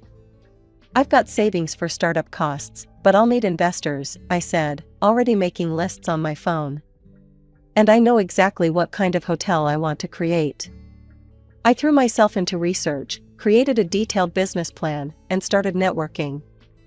At a charity event for emerging entrepreneurs, I met 2 investors who loved my vision for a boutique hotel that would combine luxury with personal attention. The first year was brutal. I worked reception during the day, did paperwork at night, and filled in for every position when needed. Once, I spent 3 days doing housekeeping when my maid got the flu. But every exhausting moment felt different than before. This time, I was building something for myself. Slowly but surely, the hotel began to succeed. Word spread about our personalized service and attention to detail.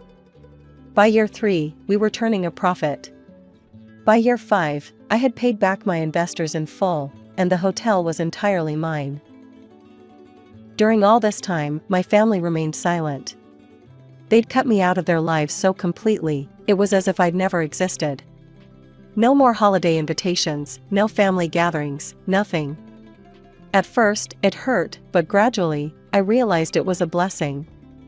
Their absence meant no more comparisons, no more subtle put-downs, no more feeling like I wasn't enough. I did occasionally check Katie's social media. Old habits die hard, I guess. That's how I learned she'd finally found her rich man and had a baby. Her posts were full of designer baby clothes and exotic vacations. She seemed to have everything she'd always wanted. 2 years passed like a whirlwind. The hotel wasn't just successful, it had become the city's go-to destination for travelers seeking luxury with a personal touch. Travel bloggers regularly featured us in their content, praising our unique approach to hospitality. We should do something to give back to the community, I told my management team one morning. Something big. That's how the idea for our first charity gala was born. We transformed the hotel's grand ballroom into a glittering wonderland, invited local celebrities, business leaders, and press. The event aimed to raise money for educational scholarships for underprivileged students, fitting, given my own history with education. The gala was a massive success. Local TV stations covered it, online news sites ran features about the rags to riches story of the hotel's owner, and suddenly, I found myself in the spotlight. 3 days later, my front desk manager called my office. "Ms. Bennett, your parents are in the lobby. They're quite insistent about seeing you. They say they won't leave until you come down." I took a deep breath, straightened my suit jacket, and headed to the lobby. There they were, Mom and Dad, looking older but just as entitled as ever. "Bella," Mom rushed forward for a hug I deftly avoided. "Why are you here?" I asked coldly. "Can't parents want to reconnect with their daughter?" Dad tried to sound hurt. "We've seen how successful you've become. We're so proud." "Proud?" I laughed bitterly. "You weren't proud when I needed a place to stay after my divorce. You weren't proud during the 7 years you didn't bother to call." "Water under the bridge," Mom waved her hand dismissively. "Family should stick together in hard times. Speaking of which," her voice dropped to a conspiratorial whisper, "Katie's going through such a difficult period. Her boyfriend left her, and now she's all alone with the baby. He won't pay any child support. Surely you could help your sister out." Perhaps it was morbid curiosity, or maybe just a desire for closure, but something made me ask, "How exactly do you expect me to help Katie?" Mom's eyes lit up, thinking she'd found an opening. "You could talk to her baby's father. Make him understand he needs to support his child." I couldn't help but laugh. "And why would this man listen to me? I don't even know him." "Don't be coy, Bella," Dad snapped. "Of course you know James. He was your husband, after all." The world stopped spinning for a moment. The pieces of the puzzle suddenly clicked into place with sickening clarity. My sister's mysterious rich boyfriend. My parents' sudden distance. The timing of my career's collapse. "James?" I whispered. "Katie and James?" "Well, it's not like it was planned," Mom said defensively. "These things just happen." "These things just happen?" My voice rose. "My husband and my sister? And you knew? You knew all this time?" Katie and James fell in love, Dad said, as if that explained everything. We couldn't very well take sides. Couldn't take sides? I was nearly screaming now. You absolutely took sides. You cut me out of your lives. You refused to help me when I had nowhere to go. And now you have the audacity to come here and ask for my help. Don't be so dramatic, Mom huffed. Everything worked out for the best. Look at you, you have your own hotel now. So James did the right thing, having you fired from your old job. Katie thought it would be too awkward having you work there. I stared at my parents, these people who had raised me, who were supposed to love and protect me. In that moment, I saw them clearly for the first time, not as the parents who had favored Katie, but as willing accomplices in destroying my life. Get out, I said quietly. Now, Bella, Mom started. Get out, I screamed. Security. 2 of my security guards appeared instantly. These people are banned from the premises, I told them, my voice shaking with rage. They are never to be allowed in this hotel again, under any circumstances. Escort them out. You ungrateful little, Dad began, but the guards were already moving them toward the door. You'll regret this, Mom shouted. Family is all you have.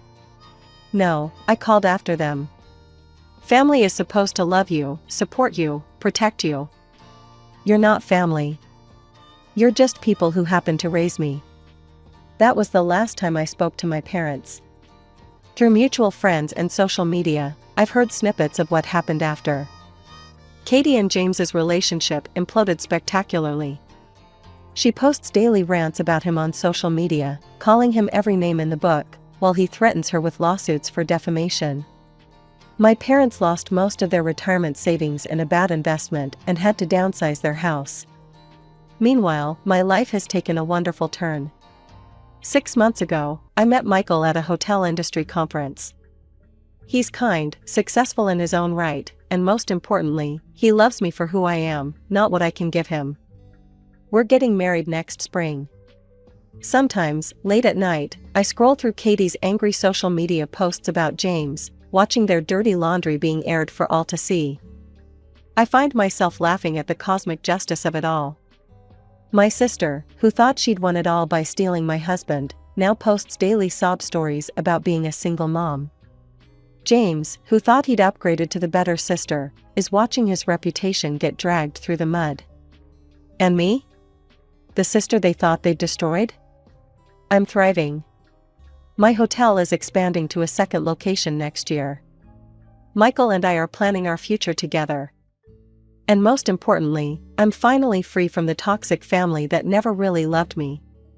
Sometimes the best revenge isn't getting even, it's living well and watching karma do its work from a safe distance, preferably with a glass of champagne in hand.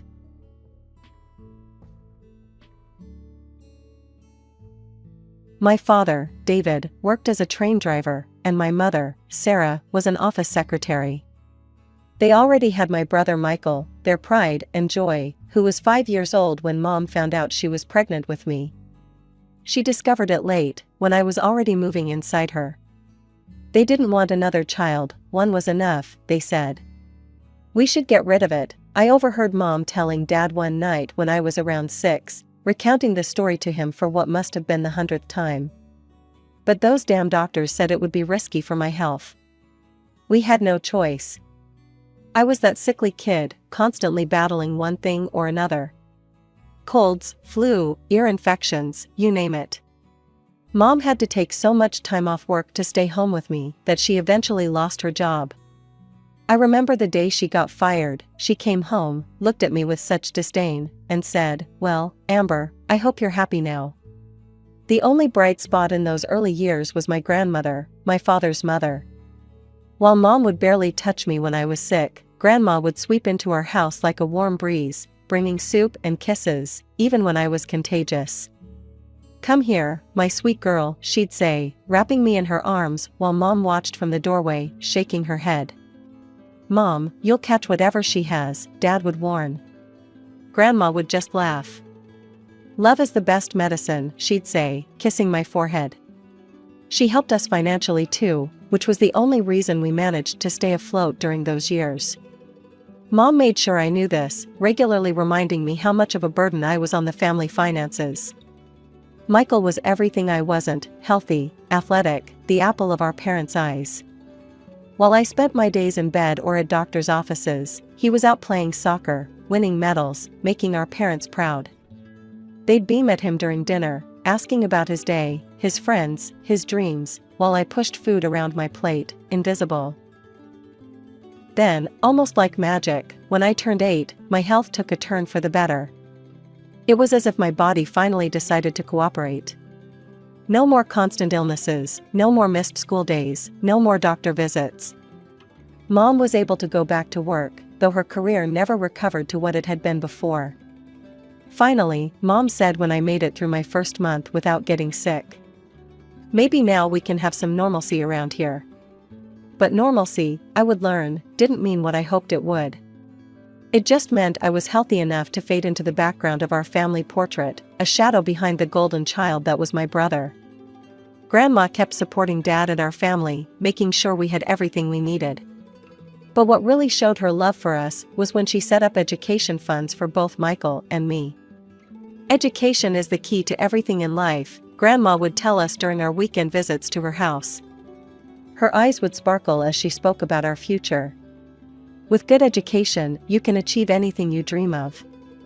I spent a lot of time at Grandma's house, not because my parents wanted me to bond with her, but because they wanted time alone with Michael.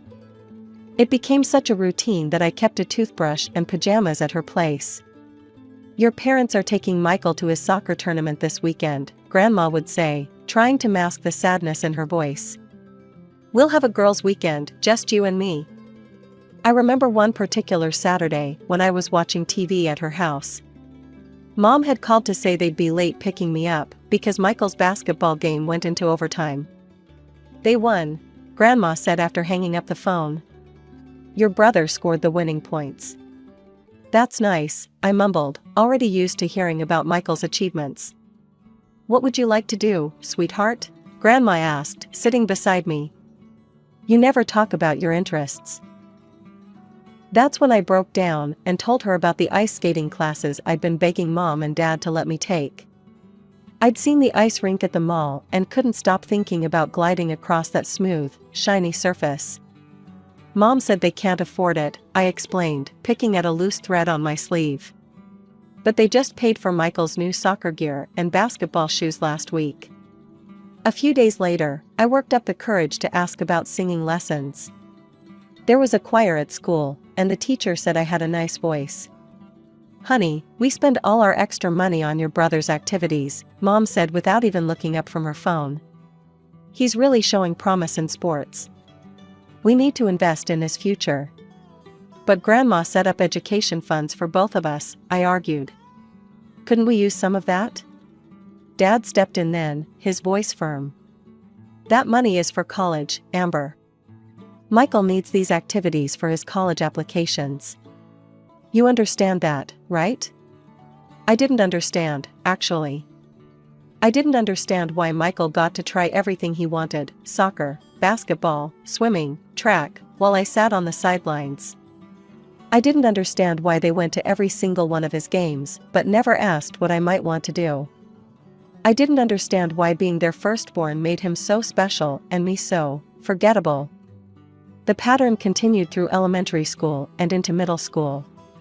Every time there was a choice between Michael's activities and anything I wanted to do, Michael won. They'd sit in the bleachers cheering at his games, posting proud parent moments on social media, while I did my homework alone at Grandma's house. When Michael got accepted into the most expensive college in the next state, our parents couldn't have been prouder. Money wasn't even a question, they'd make it work, they said. After all, this was their son's future we were talking about. "We're so blessed to have such a brilliant boy," Mom gushed during his send-off party. "He's going to do amazing things." I stood in the corner, holding a plate of cake I didn't want to eat, watching them fawn over him. Dad had his arm around Michael's shoulders, both of them grinning as Mom took photos for Facebook. Then came the weekend visits. Every other weekend, like clockwork, they'd pack their bags and drive 6 hours to see him. I was never invited. So I'd stay at Grandma's house, scrolling through my phone, watching their weekend adventures unfold on social media. Photo after photo, video after video, Mom, Dad, and Michael at restaurants, at football games, exploring the city together. They looked so happy, so complete. A perfect family of 3. The captions were what hurt the most. Weekend with our pride and joy. Best son ever. Making memories with the light of our lives. Family time with our only hope for the future. Finally, after months of this, I couldn't take it anymore. They were packing for another weekend trip to see Michael when I confronted them. "Why do you pretend I don't exist?" I asked, my voice shaking.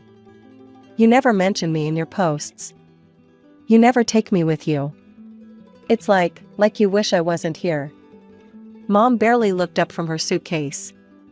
"There you go again, always complaining." "I'm not complaining, I'm just..." "You should be grateful you're even here," she cut me off, her voice sharp.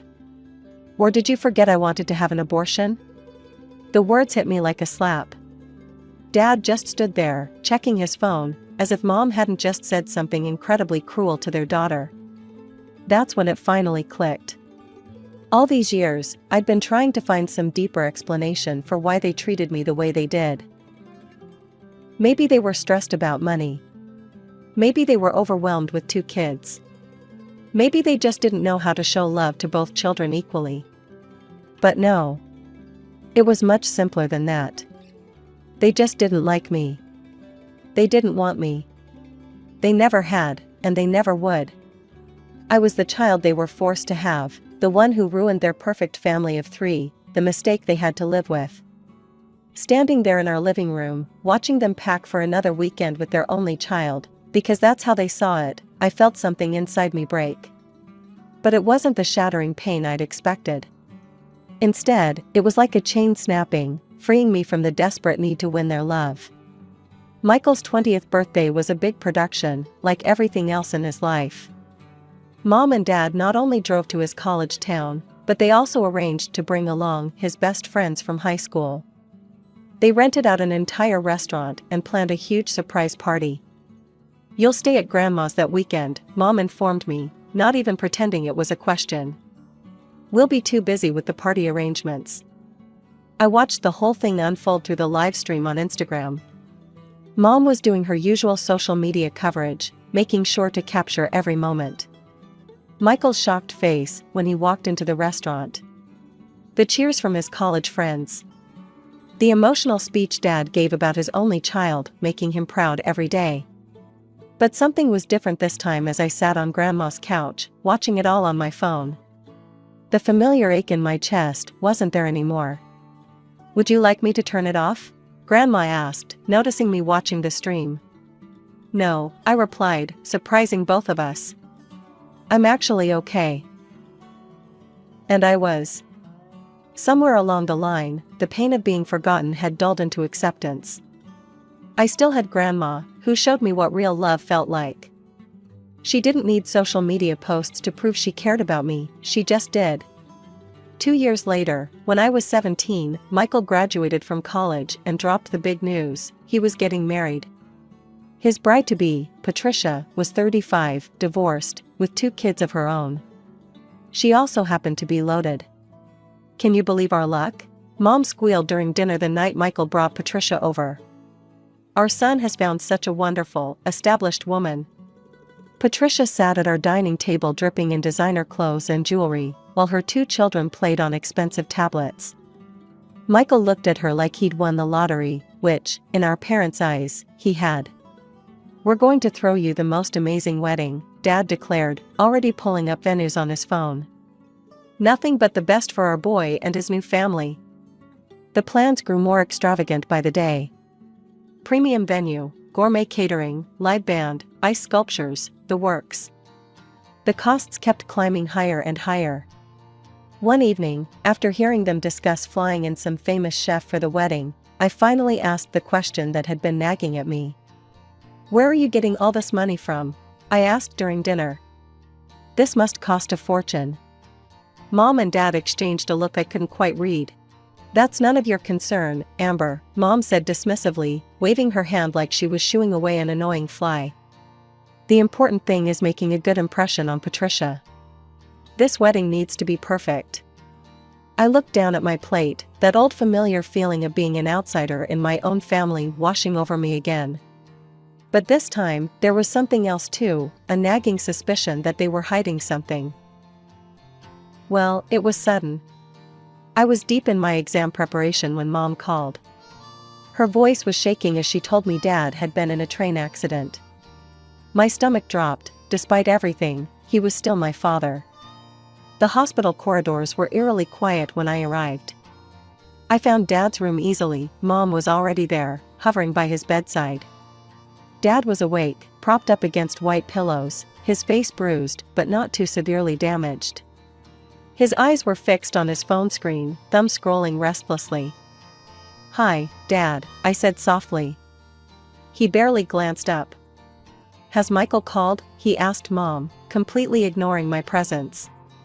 "Not yet, honey," Mom replied. "I'm sure he will soon." I stood there awkwardly, feeling like an intruder in this scene. The steady beep of the heart monitor filled the silence between us. Finally, Mom turned to me, her face twisted with worry, not for Dad's health, I would soon learn, but for something else entirely. "Your father made a mistake," she said bluntly. "He violated some safety protocols at work. The company's refusing to cover his medical expenses or pay any compensation." Dad shifted uncomfortably in his bed, still staring at his phone. "We need money for his treatment," Mom continued. "A lot of money." Without thinking, I blurted out, "What about my education fund? The one Grandma set up? We could use that, I don't mind. Dad's health is more important than college." I expected gratitude, or at least acknowledgement of my offer. Instead, Mom let out a sharp, bitter laugh that made me flinch. "Oh, Amber," she said, shaking her head. "That money's long gone. We used it for Michael's wedding. We needed to make an impression on Patricia's family." The words hit me like a physical blow. I stood there, trying to process what I was hearing. They had taken my education fund and spent it on Michael's wedding. And now? "You need to get a job after graduation," Mom declared. "Take out a loan. Your father needs this treatment, and you need to help pay for it." The fluorescent lights buzzed overhead as I stared at my parents, these people who were supposed to love and protect me. In that sterile hospital room, surrounded by the smell of disinfectant and disappointment, I finally understood the full extent of their betrayal. "How could you spend my education money?" I demanded, my voice rising despite the hospital setting. "That wasn't yours to spend. Grandma gave it to you specifically for my future." Mom's face hardened into that familiar look of contempt I'd seen so many times before. But this time, instead of shrinking away, I stood my ground. "You have no right to demand answers from us," she spat. "None at all.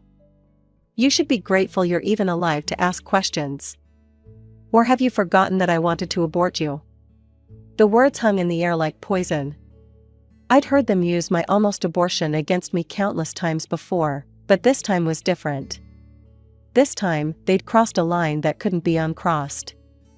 I ran. Past the nurse's station, down the sterile corridors, through the automatic doors, and into the parking lot. My hands were shaking so badly I could barely get my phone out of my pocket. Through tears, I managed to dial Grandma's number. "Sweetheart," her warm voice came through the speaker. "What's wrong?"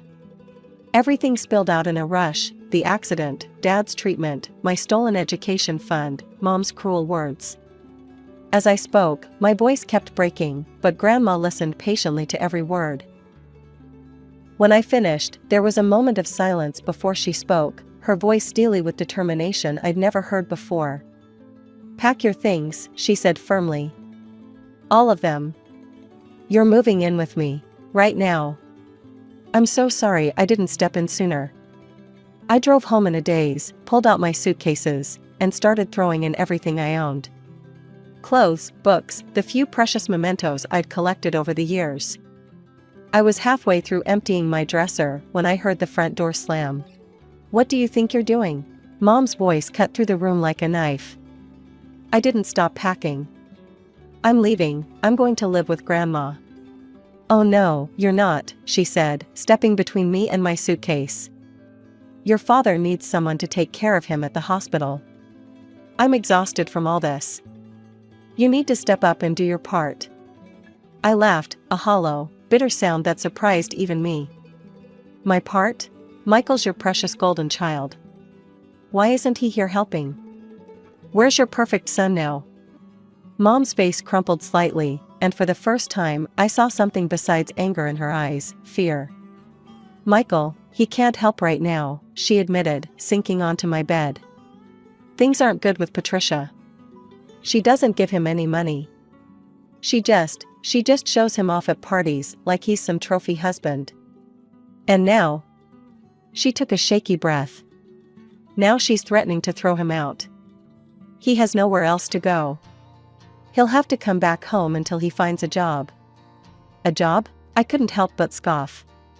"Michael's never worked a day in his life. How long do you think that will take?" "That's why we need you," Mom said, her voice taking on that manipulative tone I knew so well. "Your father needs treatment now. We can't wait for Michael to find work. You need to help us." I zipped up my suitcase with finality. "No, I'm done. You stole my education fund. You've treated me like garbage my entire life. I'm not going to take out loans to fix your mistakes. I'm not going to put my life on hold to take care of the father who never cared about me. I'm done." "Amber, you can't. Watch me." I grabbed my suitcases, walked past her frozen figure, and headed for the door. At the threshold, I turned back one last time. "Try asking your only child for help. I'm sure he'll figure something out." The drive to Grandma's house was a blur, but with each mile, I felt lighter. By the time I pulled into her driveway, I was crying again, but this time, they were tears of relief.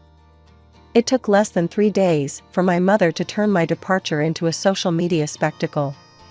The same Facebook account that had pretended I didn't exist for years suddenly couldn't stop talking about me. Heartbroken, her first post began.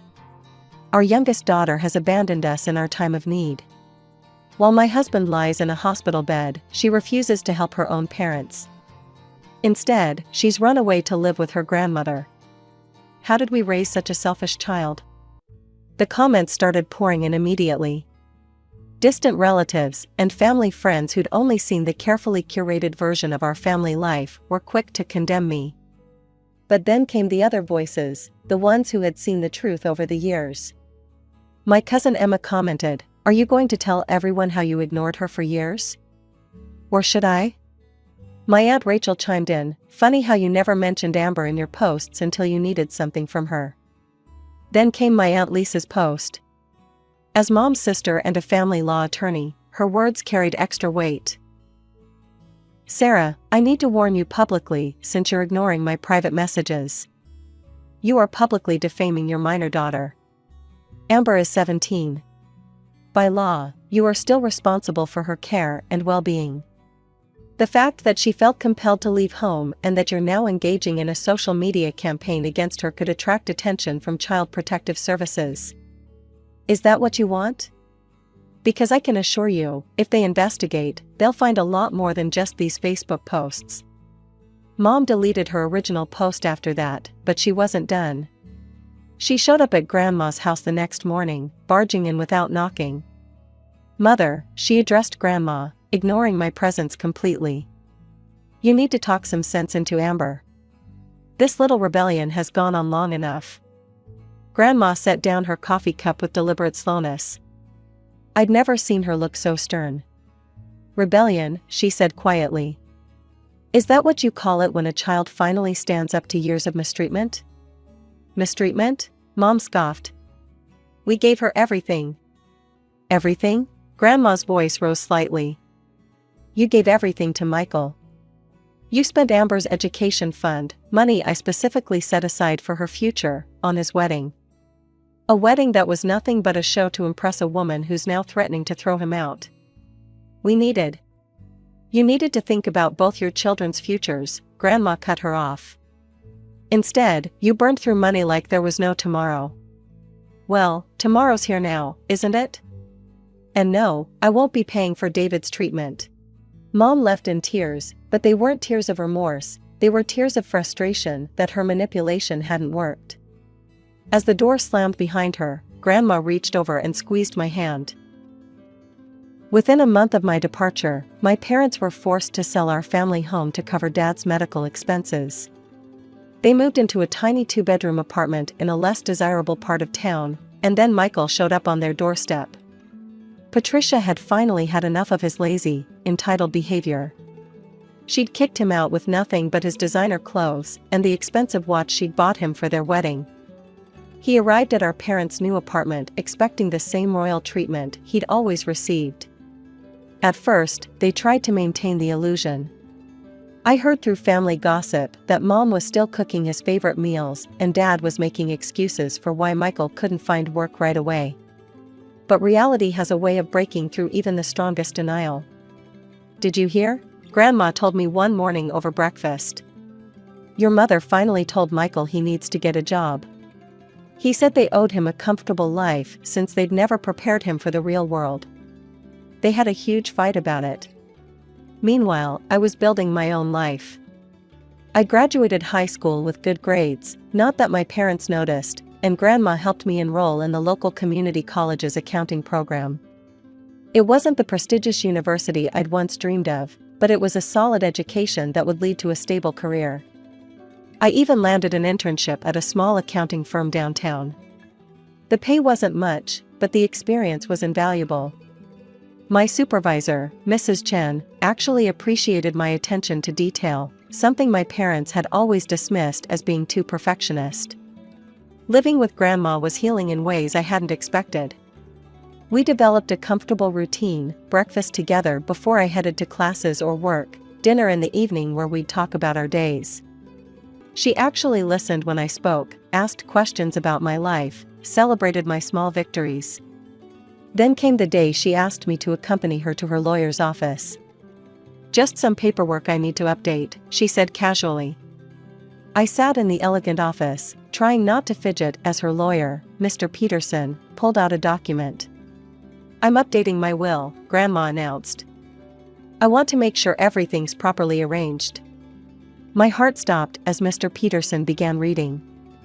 Grandma was leaving everything to me, the house, her savings, even her cherished collection of antique jewelry. "Everything."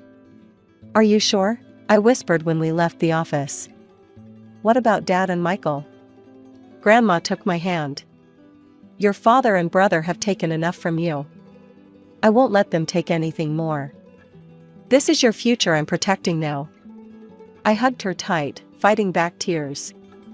"I won't tell them, I promised." "Good," she smiled.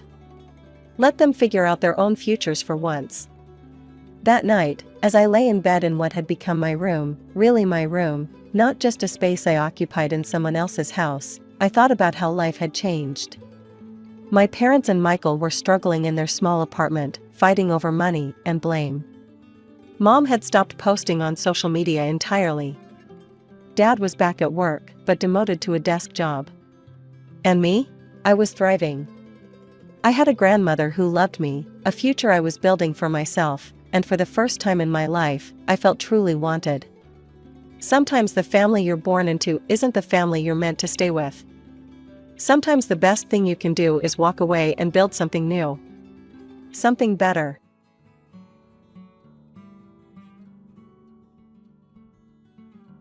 I'm Amalia, and from my earliest memories, responsibility was my constant companion. Our modest home was always bustling with activity, my 2 younger brothers running around, and later, my baby sister who came into our lives when I was 10. "Amalia, honey, could you help change Sarah's diaper?" Mom would call out, her voice tired from working double shifts. I'd drop whatever I was doing and rush to help. That was our normal, everyone pitched in, except Sarah. From the moment she arrived, she was different. "She's just a baby, let her be," Dad would say, waving off any concerns about her behavior. I watched as my parents worked themselves to exhaustion, trying to provide for us all. Dad at the construction site, Mom cleaning houses. They did everything they could to keep food on our table and dreams alive in our hearts.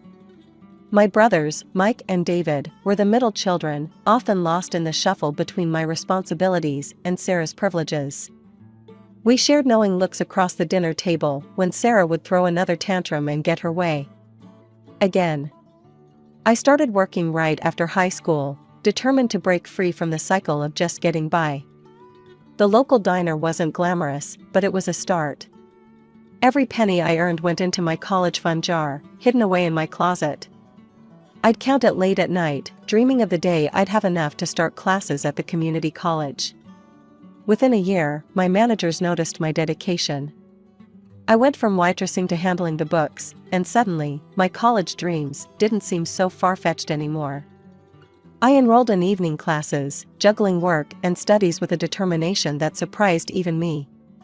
The exhaustion was real. Some nights I'd fall asleep over my textbooks, only to wake up at dawn for another shift. But watching Sarah sleep until noon, skip school whenever she felt like it, and face no consequences only fueled my drive to succeed. "You're going to burn yourself out," Dad warned one evening, finding me studying in the kitchen at midnight. I looked up from my accounting homework and smiled. "Maybe, but I'm going somewhere, Dad. I promise you that." My college degree opened doors I never thought possible. First National Bank hired me as a junior analyst, and I threw myself into the work with the same determination that got me through school. Within months, my supervisor pulled me aside. "Amalia, I've never seen someone pick things up so quickly," she said. "Keep this up, and you'll go far here." She wasn't wrong. I had a knack for numbers, and an even better one for dealing with people. While others complained about office politics, I navigated them effortlessly. Maybe all those years of managing family dynamics had taught me something useful after all. Meanwhile, my brothers Mike and David had moved out, starting their own lives. But Sarah? She was still at home, living the same consequence-free life she always had. Mom would call me with updates I didn't want to hear. "Sarah was out until 3 a.m. again," she'd say, sighing. "I worry, but you know how she is." I did know.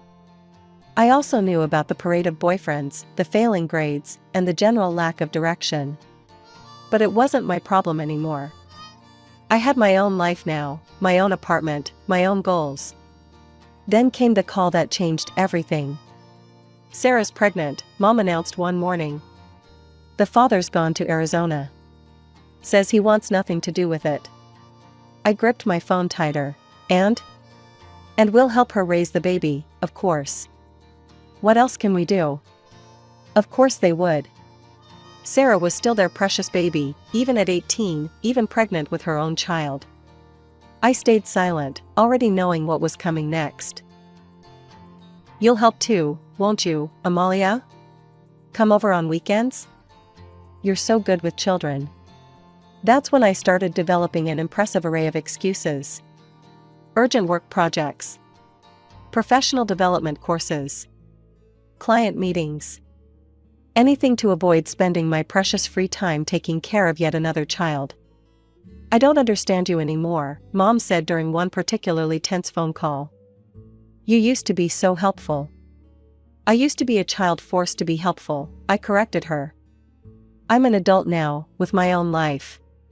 "But family works both ways, Mom. Or have you forgotten the money I send every month?" That usually shut them up, at least temporarily.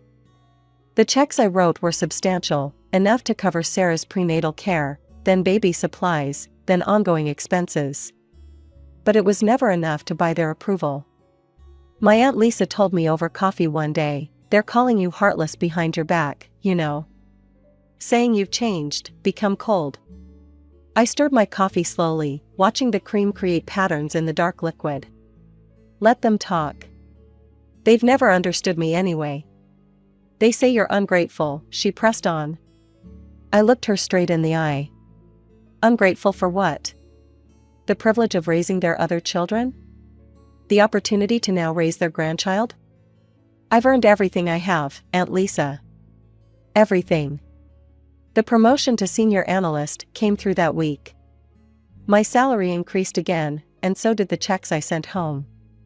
But I kept my boundaries firm. No weekends babysitting. No emergency childcare. No last-minute favors. Let them call me callous. I'd spent enough of my life being the responsible one. Between client meetings and financial reports, romance wasn't exactly a priority. My dating app sat mostly unused on my phone until that rainy Tuesday night when James's message popped up. Something about his profile seemed different. Maybe it was the genuine smile, or the lack of shirtless gym selfies. I notice you work in finance, his message read. I'm actually an investment advisor. Maybe we could bore each other with market talk over coffee? That coffee turned into dinner, which turned into weekends, which turned into 2 years of the kind of relationship I'd never thought I'd have time for. James was patient, understanding about my work schedule, and somehow managed to make me laugh even after my most stressful days. You know, he said one evening as we walked through the park, I never thought I'd find someone who understands both compound interest and my terrible jokes. Then came the proposal, nothing flashy, just us in my apartment after a home-cooked meal. I can't imagine my life without you, he said, holding out the ring. Marry me? I said yes, before he could even finish asking. Introducing him to my family was surprisingly smooth. Even Sarah behaved herself, which was a minor miracle. My parents were overjoyed. Finally, their workaholic daughter was settling down. He's wonderful, Amalia, Mom gushed after our first family dinner together. And did you see how great he is with Tommy? She meant Sarah's son, my nephew, who had indeed taken an instant liking to James. The wedding was beautiful, and married life started out perfectly. James fit into the family like he'd always been there.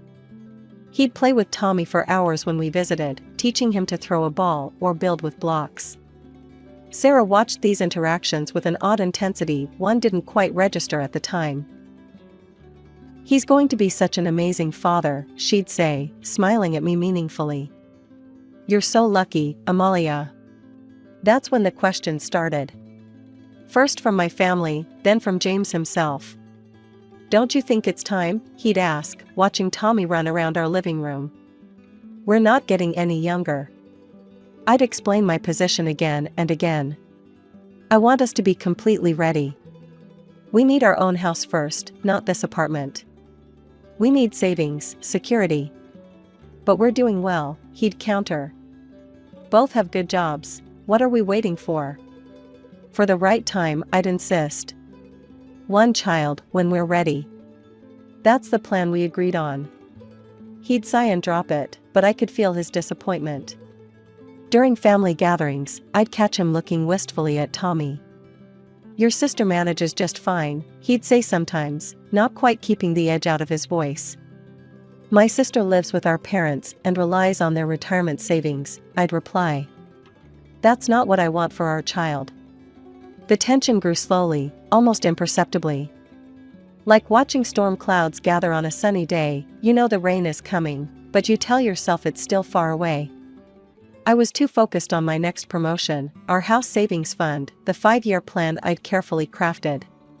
5 years of marriage, and spring cleaning still meant going through James's mess. He never could keep his side of the closet organized. That Saturday morning started like any other, me sorting through old receipts, forgotten gym clothes, and the usual clutter that accumulated on his shelves. That's when I found it. A phone I'd never seen before, tucked behind his winter sweaters. My stomach tightened as I picked it up. Not his work phone. Not his personal phone. It wasn't even locked. My hands shook as I opened the messages. The first one I saw was from Sarah. My baby sister. Miss you already. Can't wait until Saturday when she's at work again. Hundreds of messages. Pictures I wish I could unsee. Conversations about me. LOL, she's so clueless, always at the office. All she cares about is her precious career. The timestamps went back months. My legs gave out, and I sat there on the closet floor, reading message after message, each one worse than the last. Then I saw it, the message that made my world stop spinning. Baby's definitely yours. Doctor confirmed today. 12 weeks along. I don't remember driving to my parents' house. I don't remember much except the phone clutched in my white-knuckled grip. Sarah was there, of course. Saturday morning cartoons with Tommy. One big happy family. What the hell is this? I threw the phone on the coffee table. Tommy looked up, startled, and Mom quickly sent him to play in his room. Sarah didn't even flinch. She picked up the phone, scrolled through it casually like she was checking the weather. Oh, well, I guess you know now. That's all you have to say? You're sleeping with my husband? She shrugged, actually shrugged. We're in love, Amalia. These things happen. And now with the baby coming, James and I want to get married. Once Amalia stops being difficult about it. Difficult? I couldn't believe what I was hearing. I'm being difficult? Well, yes, Sarah said, like she was explaining something simple to a child. You never wanted children anyway. You're too busy with your precious career. James needs a real family. I turned to my parents, waiting for them to say something, anything, to defend me. To condemn this betrayal. Instead, Mom sat down next to Sarah, patting her hand. Amalia, try to be reasonable.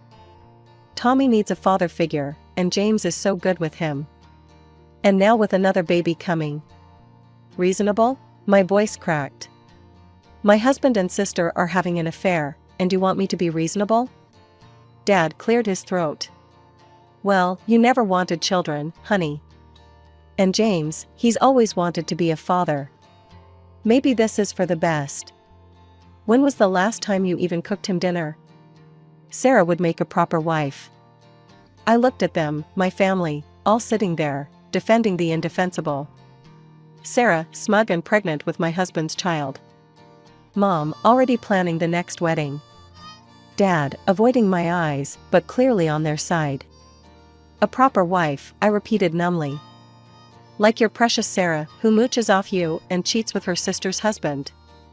Sarah rolled her eyes. Don't be dramatic, Amalia. Just go back to your big office and your important meetings. Leave the family stuff to people who actually care about it. I barely remember the drive home from my parents' house. The world seemed unreal, like I was watching someone else's life fall apart instead of my own. When I walked through our front door, James was there in the living room, acting like it was just another normal Saturday. Hey, honey, he moved to hug me, that familiar smile on his face. The smile I used to love. The smile that now made me sick to my stomach. I stepped back, holding up his second phone. Want to explain this? The change in his face was instant, first confusion, then recognition, then fear. Where did you? Found it while cleaning.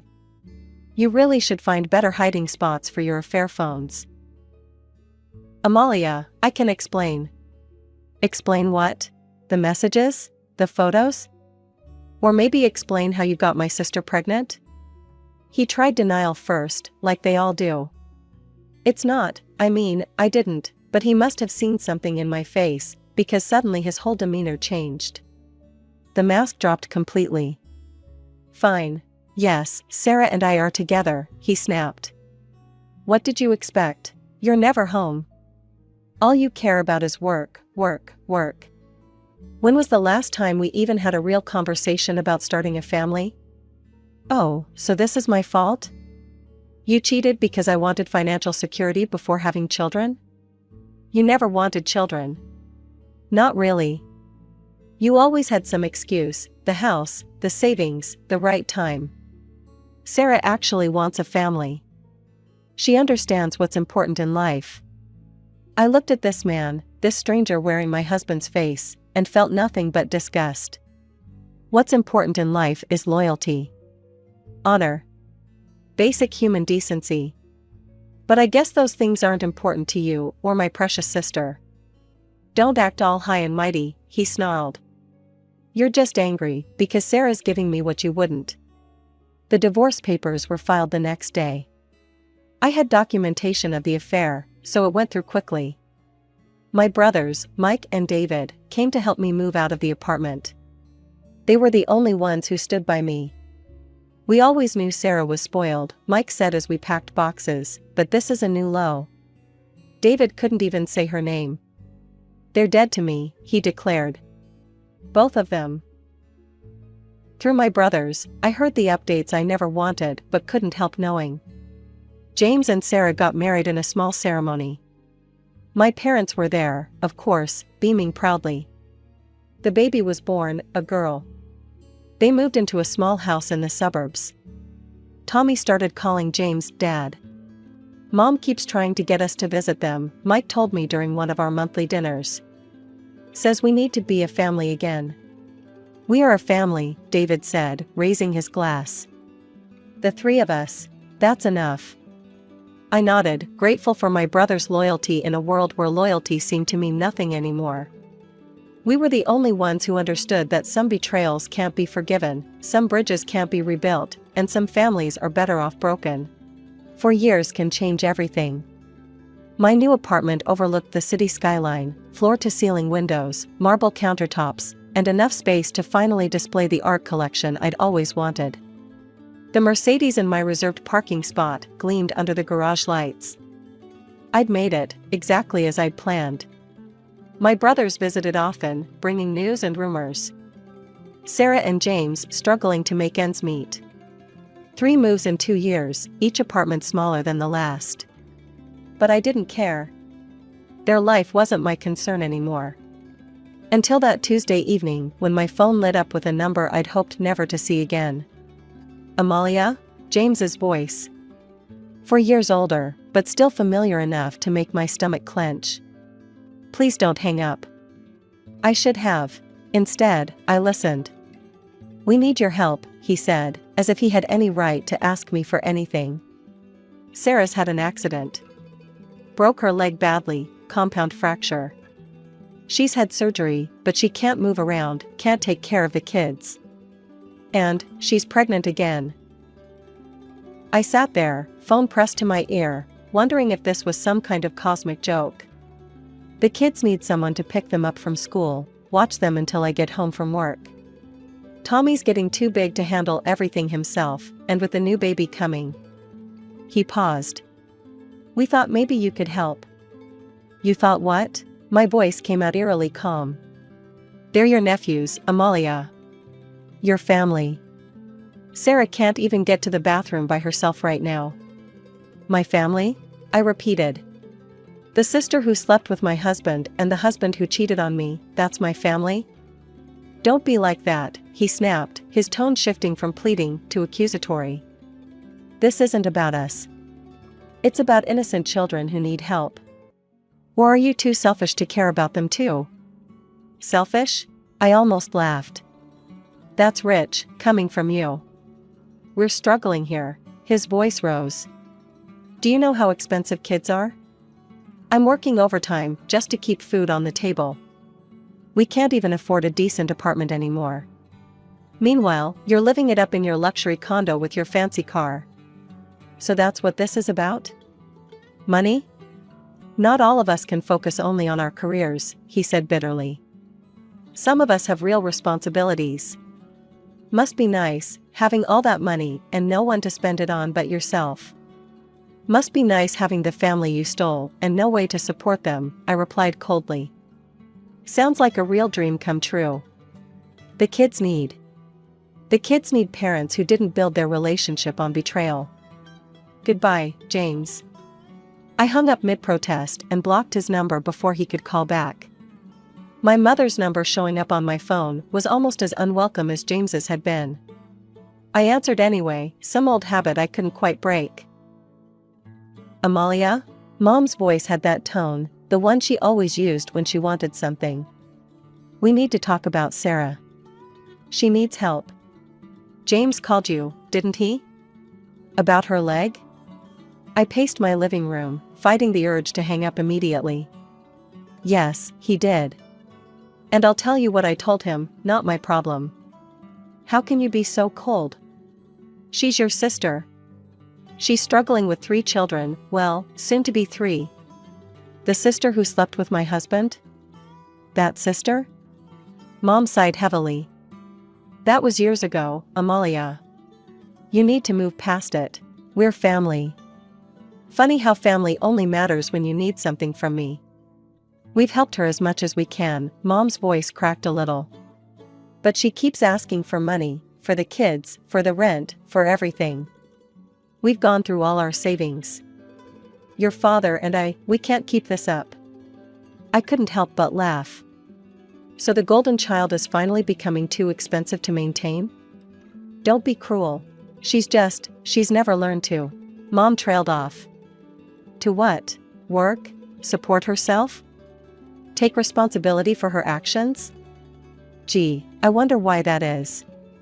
She just keeps having babies, Mom said, frustration finally breaking through. She won't look for a job, says she's too busy with the children. But she's always asking for money, always needing something. Sounds like exactly the person you raised her to be, I said coldly. The princess who never had to face consequences. You have no right to speak to me like that. Mom's voice rose. I am your mother. And whose fault is it that Sarah turned out this way? Who taught her that she never had to work for anything? That someone would always bail her out? We did our best. No, you did your easiest. And now you're calling me because the monster you created is too expensive to feed. You have a duty to help your family. Mom was almost shouting now. After everything we've done for you. Everything you've done for me? I cut in. You mean like supporting my sister when she had an affair with my husband? Or like calling me selfish for wanting financial security before having children? I don't owe you anything. I hung up before she could respond, my hands shaking with 4 years of pent-up rage. The expensive view from my apartment windows suddenly seemed like the best revenge. My life, built exactly as I'd planned it, without their help or their approval. Mike called me one evening while I was reviewing quarterly reports. You'll never guess who tried calling me today. Sarah, I already knew. The desperation tour was making its rounds. Bingo. Wanted me to help with the kids, maybe loan them some money until they get back on their feet. He snorted. As if they were ever on their feet to begin with. What did you tell her? Same thing David told her yesterday, that some betrayals can't be undone. That what she did to you wasn't just cheating, it was destroying a family. She started crying, saying we were being cruel, that family should help family. He paused. I reminded her she didn't seem too concerned about family when she was sleeping with your husband. I leaned back in my office chair, looking out at the city lights. How did she take that? About as well as you'd expect. Started screaming about how we're all against her, how nobody understands how hard her life is. He chuckled darkly. Guess karma finally caught up with her. 2 weeks later, David brought the news I'd been expecting. They moved in with Mom and Dad. All of them, Sarah, James, the kids, and the baby on the way. Dad's converting his workshop into another bedroom. How are Mom and Dad handling it? Remember how peaceful retirement was supposed to be? Well, now they're full-time babysitters and ATMs. Mom's watching the kids while Sarah recovers, which apparently means scrolling through her phone all day. Dad's dipping into his pension to cover their expenses. I shook my head. They made their choice. Mom came by my place yesterday, David continued. Wanted to know if I'd talk to you about helping out. Said they're overwhelmed. I bet they are. The next day, Mom showed up at my door unannounced. I almost didn't recognize her. She looked older, tired in a way that went beyond physical exhaustion. Please, she started, before I could even speak. Just listen. No, I cut her off.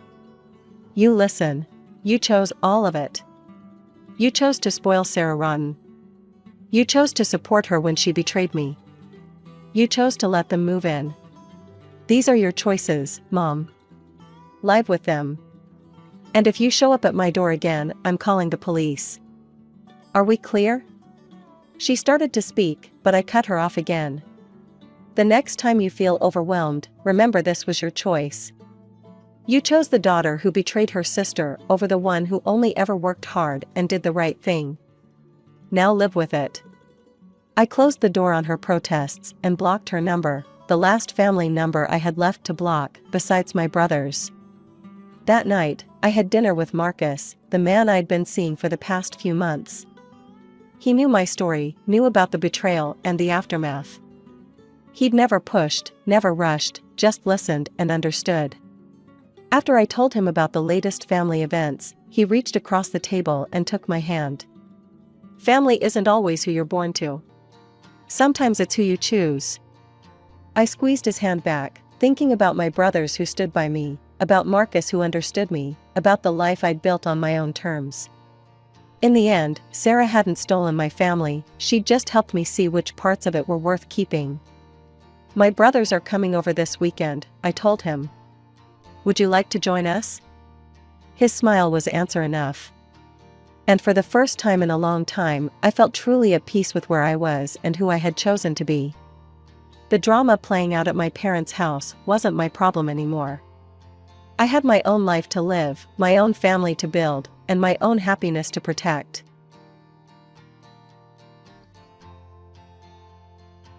From the moment I could understand things, it was clear that my older brother Tommy was the golden child, and I was just there.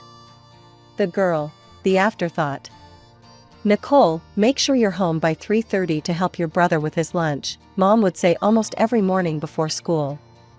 I was 12, Tommy was 15, and apparently, making a sandwich was too difficult for the family prodigy. But Mom, I wanted to join the art club after school, I'd plead, knowing it was useless. Your brother has football practice. He needs proper nutrition. You know how important that is for him. She'd give me that look, the one that said the discussion was over before it began. Meanwhile, Tommy would be sprawled on the couch, his latest iPhone in hand, a birthday gift that made my hand-me-down flip phone feel like a relic from another century. Yeah, Nikki, he'd smirk, not even looking up from his screen, be a good sister. Dad was even worse about it. Nicole, this is good practice for when you're a wife, he'd say, as if that was the pinnacle of what I could aspire to. A woman needs to know how to take care of her family. Every day was the same routine.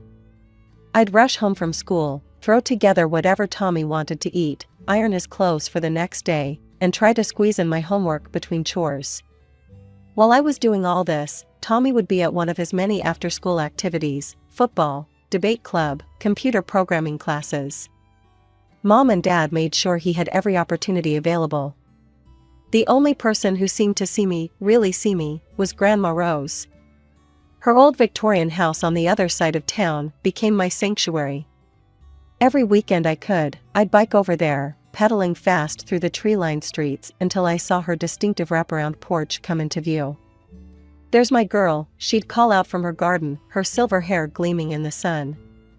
Inside her house, there was no hierarchy, no golden child.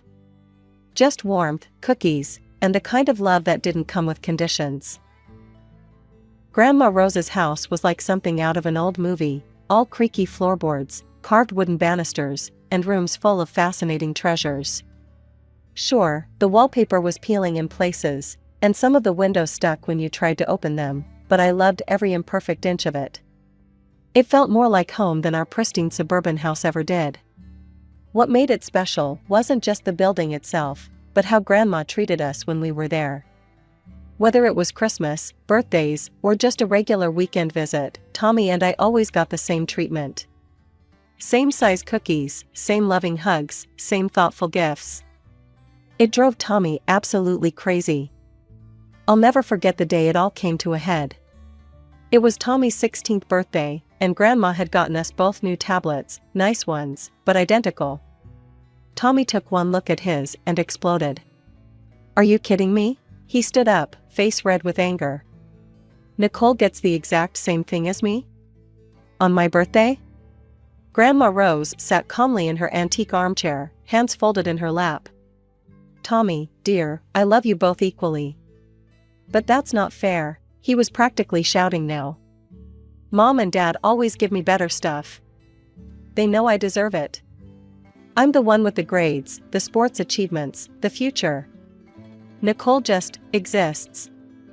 I felt like I'd been slapped, but before I could say anything, Grandma Rose stood up. She wasn't a tall woman, but in that moment, she seemed to tower over all of us. Thomas Michael Parker, her voice was quiet but sharp as a knife. You will not speak about your sister that way in my house. Or anywhere else, for that matter. I will not allow it. Tommy stormed out, slamming the front door so hard that Grandma's collection of china teacups rattled in their cabinet. I expected that to be the end of it, but it wasn't. The next day, Grandma showed up at our house unannounced. I sat at the top of the stairs, listening to her talking to Mom and Dad in the living room. Her voice carried clearly, "The way you're raising these children is unacceptable. The favoritism needs to stop." "Mom, we're doing what's best for both of them," my mother tried to argue. "Really? Is that what you call it?" Grandma's voice was cold. "Well, if you want my continued financial support for their upbringing, things need to change." I couldn't believe what I was hearing. Later that night, I overheard Mom and Dad talking in their bedroom. "We can't afford to lose her money," Mom was saying. "We need it for Tommy's college fund, for all his activities." "I know," Dad sighed. "We'll have to play along. Give Nicole some stuff too. Keep your mother happy." Suddenly, everything changed. Within a week, I was enrolled in the piano lessons I'd been begging for since I was 10. A new iPhone appeared on my bedside table. My parents started asking about my day at dinner. The next time I visited Grandma, she was tending to her roses in the garden. She looked up at me with a knowing smile. "You know, dear," she said, pruning shears in hand, "I get detailed reports of how every penny of my support money is spent. Your parents seem to be making much better choices lately, don't you think? It's a strange feeling when you realize your parents' love comes with conditions." Yes, they were going through the motions, asking about my day, buying me things, showing up at my school events, but their hearts weren't in it. Their eyes would still light up differently when Tommy walked into the room. I learned to accept it. At least now I had my piano lessons and didn't have to spend every afternoon being Tommy's personal maid. Sometimes acceptance is easier than hoping for change. When Tommy graduated high school and got accepted to State University 3 hours away, you'd think he'd won the Nobel Prize. Mom and Dad threw this huge party, invited all the relatives, made speeches about their brilliant son. Grandma Rose sat in the corner, watching it all with those knowing eyes of hers. For the first few months, all we heard during family dinners was how well Tommy was doing at college. He'd call home weekly, telling stories about his classes, his professors, his bright future in business. Mom and Dad would put him on speakerphone, beaming with pride. Then came the letter. I was in my senior year of high school when Dad stormed into the house waving an official-looking envelope, his face purple with rage. Tommy was on academic probation, at risk of being expelled. Turns out all those study sessions he'd been talking about were actually parties. He'd barely attended any classes. Grandma Rose showed up the next day. I'd never seen her so angry. "If you don't get that boy in line," she told my parents, her voice like steel, "don't expect me to pay for another college when he gets himself kicked out of this one. And believe me, no other school will take him with these grades." The threat of losing Grandma's money sent my parents into a panic. They drove to State University that very weekend. I don't know exactly what they said to Tommy, but when he called the following week, he sounded different. Subdued. For once in his life, Tommy had to face actual consequences. By some miracle, Tommy managed to pull his grades up enough to stay in school. He graduated 4 years later and decided to stay in that city, taking a job at a local company. Meanwhile, I'd gotten into the business management program at City College, just 20 minutes from home. Grandma Rose paid my tuition too, though my parents barely seemed to notice I was in college at all. When I made the dean's list, the only celebration was a phone call with Grandma. 4 years flew by, and suddenly I was graduating with honors. Grandma was there, of course, beaming proudly. My parents showed up too, though they spent most of the ceremony talking about how Tommy was doing at his new job. I didn't care anymore. I had my degree, and better yet, I had a job offer from Parker and Associates, one of the biggest marketing firms in town.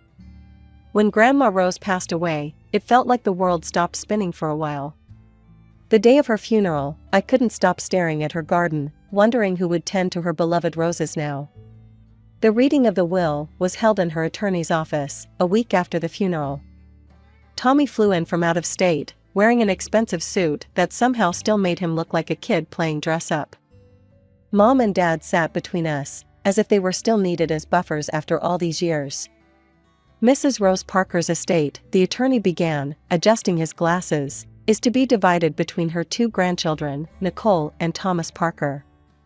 He paused, looking at both of us. The division is to be determined by their own choice. One will receive the house, and the other will receive a sum of $500,000. The first choice goes to Thomas, as the elder grandchild. Tommy actually snorted. Is this some kind of joke?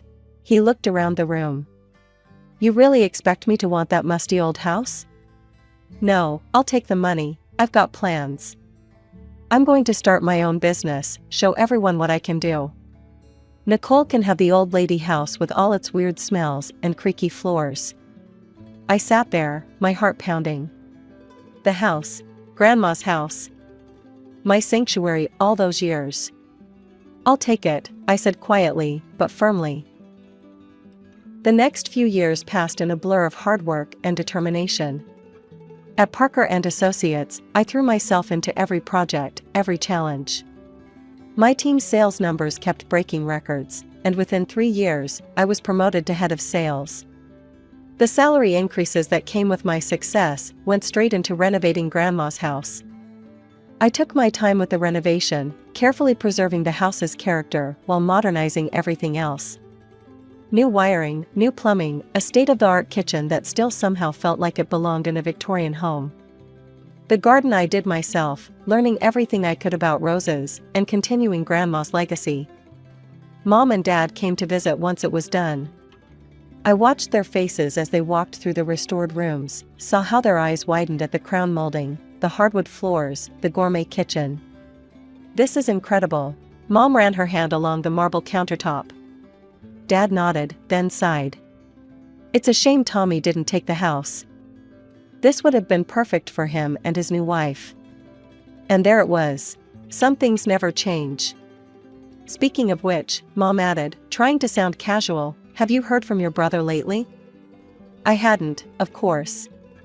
None of us had been invited to his wedding 6 months ago. He'd gotten married in his wife's hometown, surrounded by her family and their mutual friends. Mom had shown me pictures she'd found on Facebook, Tommy in a tux, his new wife Rebecca beaming in designer white. The doorbell rang on a Sunday afternoon while I was pruning Grandma's roses. I wasn't expecting anyone, so I took my time wiping the dirt from my hands before heading to the door. When I opened it, I nearly dropped my gardening gloves. There stood Tommy, looking nothing like the confident businessman he'd been pretending to be on social media. Beside him stood a woman I recognized from the wedding photos, Rebecca, his wife. She wore designer clothes and too much makeup, her eyes scanning my home like she was conducting an inspection. Tommy gave me an apologetic look. Can we talk privately for a minute, Nikki? We stepped into Grandma's old study, now my home office. Tommy closed the door behind us and turned to me with an expression I'd never seen before, desperation. I need your help, sis, he said, his voice barely above a whisper. The business, it's not good. We're about to lose everything. We had to give up our apartment, and... He ran his hands through his hair. Could we stay here for a while? Just until things turn around? I stood there, stunned. Tommy had never asked me for anything before, unless you count all those years of demanded lunches and ironed clothes. Please, he added, and for the first time since we were kids, I saw my brother instead of my parents' golden child. Okay, I heard myself say. But just temporarily. The next morning, my doorbell rang again. This time it was Mom and Dad, practically bouncing with excitement. We came as soon as Tommy told us. Mom rushed past me to embrace Rebecca. "Oh, sweetheart, we're so happy to finally meet you in person." For the next 2 hours, I might as well have been invisible. I served coffee, at Mom's imperious request, and listened as Rebecca charmed my parents with stories about her family's social connections and Tommy's brilliant business ventures. "Nicole," Mom called out as I headed to the kitchen, "be a dear and make us some lunch." Something nice, Rebecca's used to fine dining. That set the tone for the weeks that followed. I'd come home from long days at work to find Tommy and Rebecca lounging in my living room, expecting dinner to magically appear. "Aren't you going to start cooking?" Rebecca asked one evening, not looking up from her phone. "We're starving." "I just worked a 12-hour day," I replied, dropping my briefcase. "Why don't you cook something?" Rebecca's head snapped up, her eyes narrowing. "Excuse me? You should be grateful we let you stay here at all. The least you could do is cook decent meals." I turned to Tommy, confused. He pulled me into the study again. "Look," he whispered urgently, "Rebecca thinks this is my house. She thinks I'm letting you stay here out of kindness. She comes from money, she's used to a certain lifestyle. If she finds out I'm basically bankrupt," his voice cracked, "she'll leave me." I stared at my brother, this man who'd had everything handed to him his whole life, now reduced to begging me to lie to his wife. "Fine," I said finally. "I won't tell her. But you two need to start treating me with respect in my own home.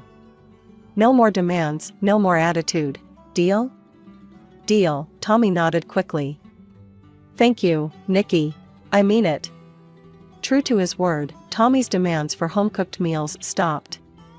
Instead, I'd come home to find takeout containers from the city's finest restaurants scattered across my kitchen counter.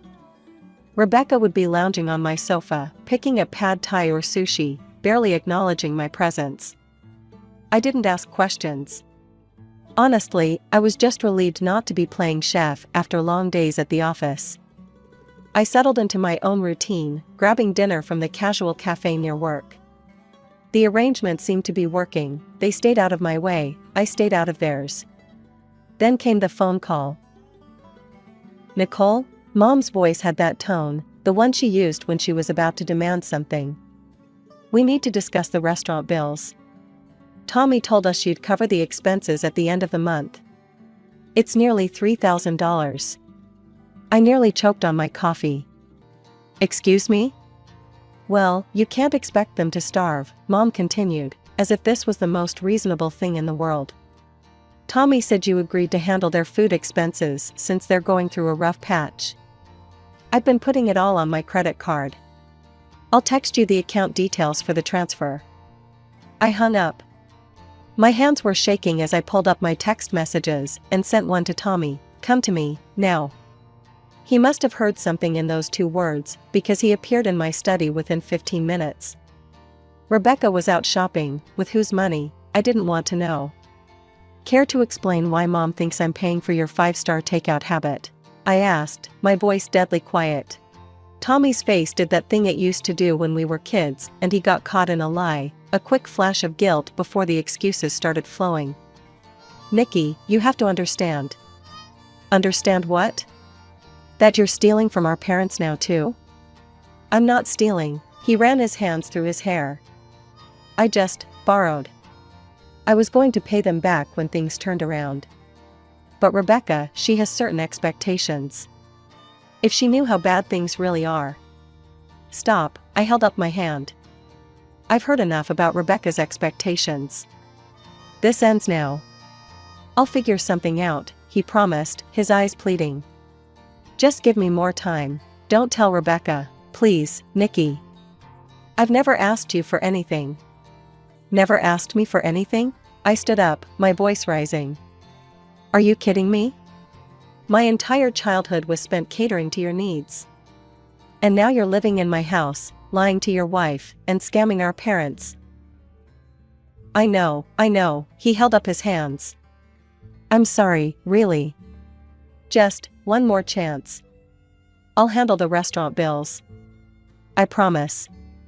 I stared at my brother, this man who had everything handed to him his whole life, now reduced to begging his little sister to keep his house of cards from collapsing.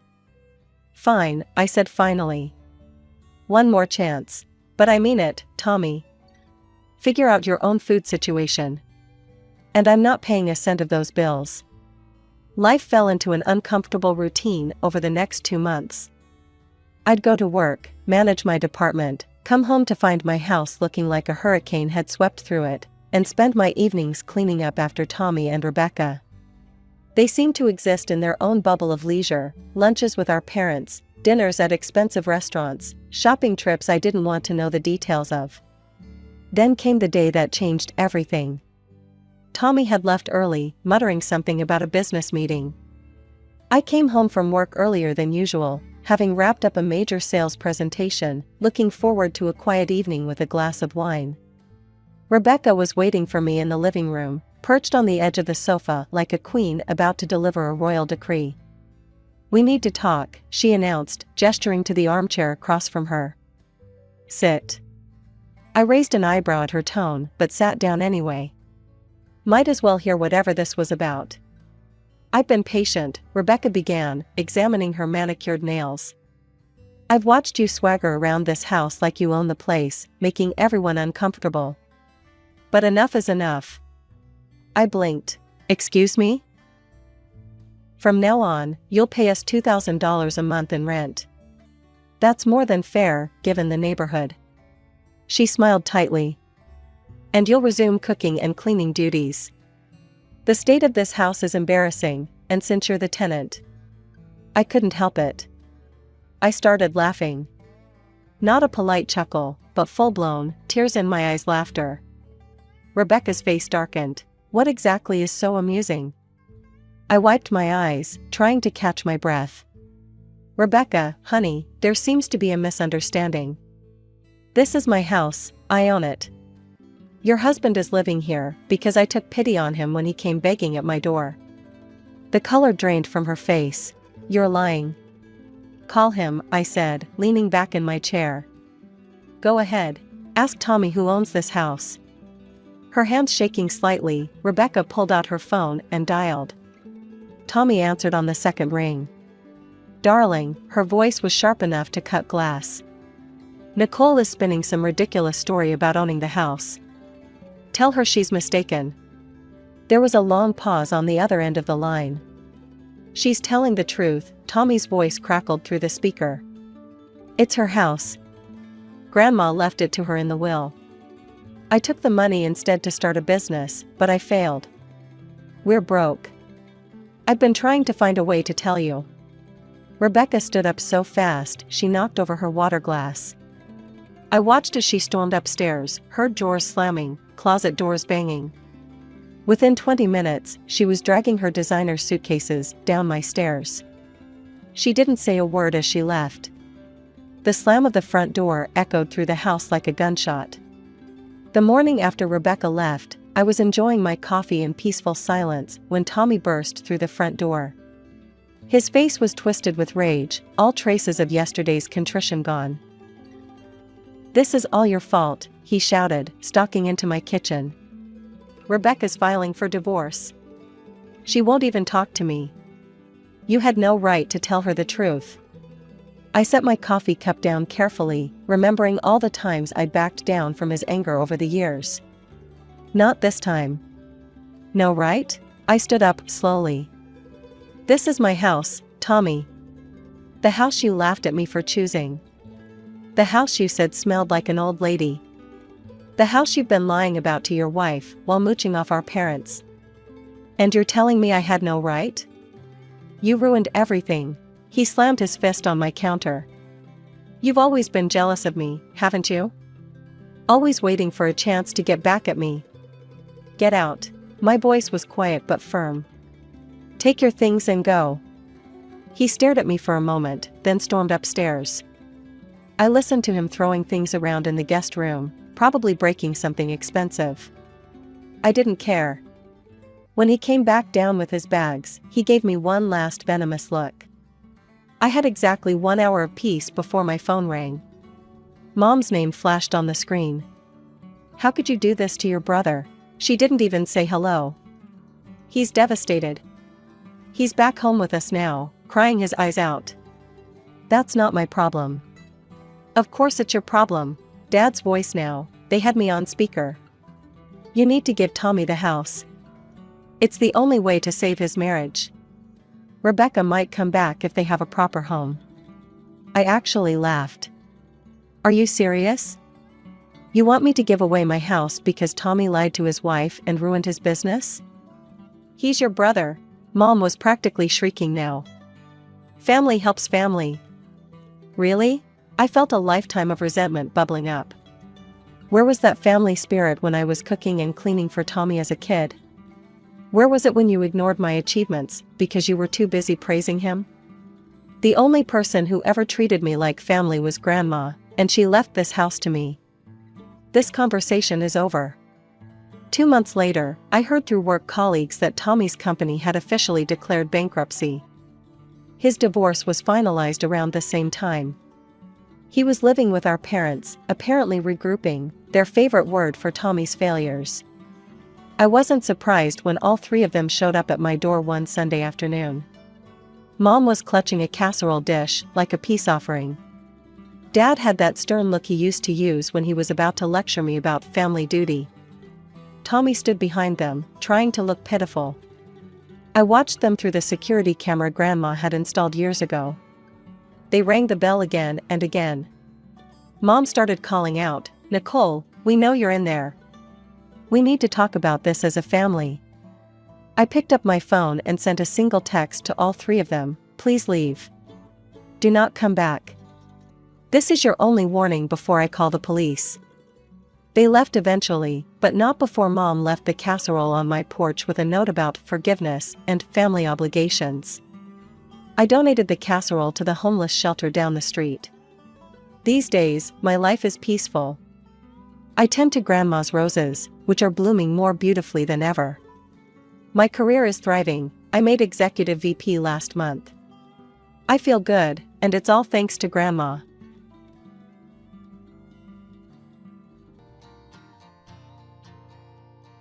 My name is Maya Richardson, and I grew up watching my parents build their sports nutrition empire from the ground up. Some might think being born into a wealthy family meant a life of luxury and ease, but that couldn't be further from the truth. My parents, especially my father, made sure I understood the value of hard work from day one. I can still remember the first time Dad brought me to the office.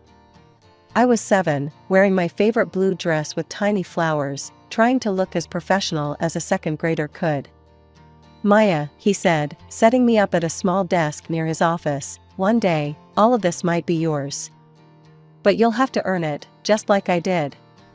Those words shaped my entire childhood. While other kids spent their summers by the pool, I was learning about inventory management and customer service. Mom sometimes worried I was missing out on being a kid, but I loved every minute of it.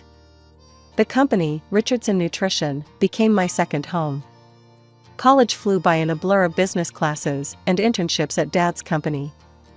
I worked in every department, starting from the warehouse up. No special treatment, that was our deal. The employees who'd known me since childhood watched with approval as I learned the ropes from the ground up.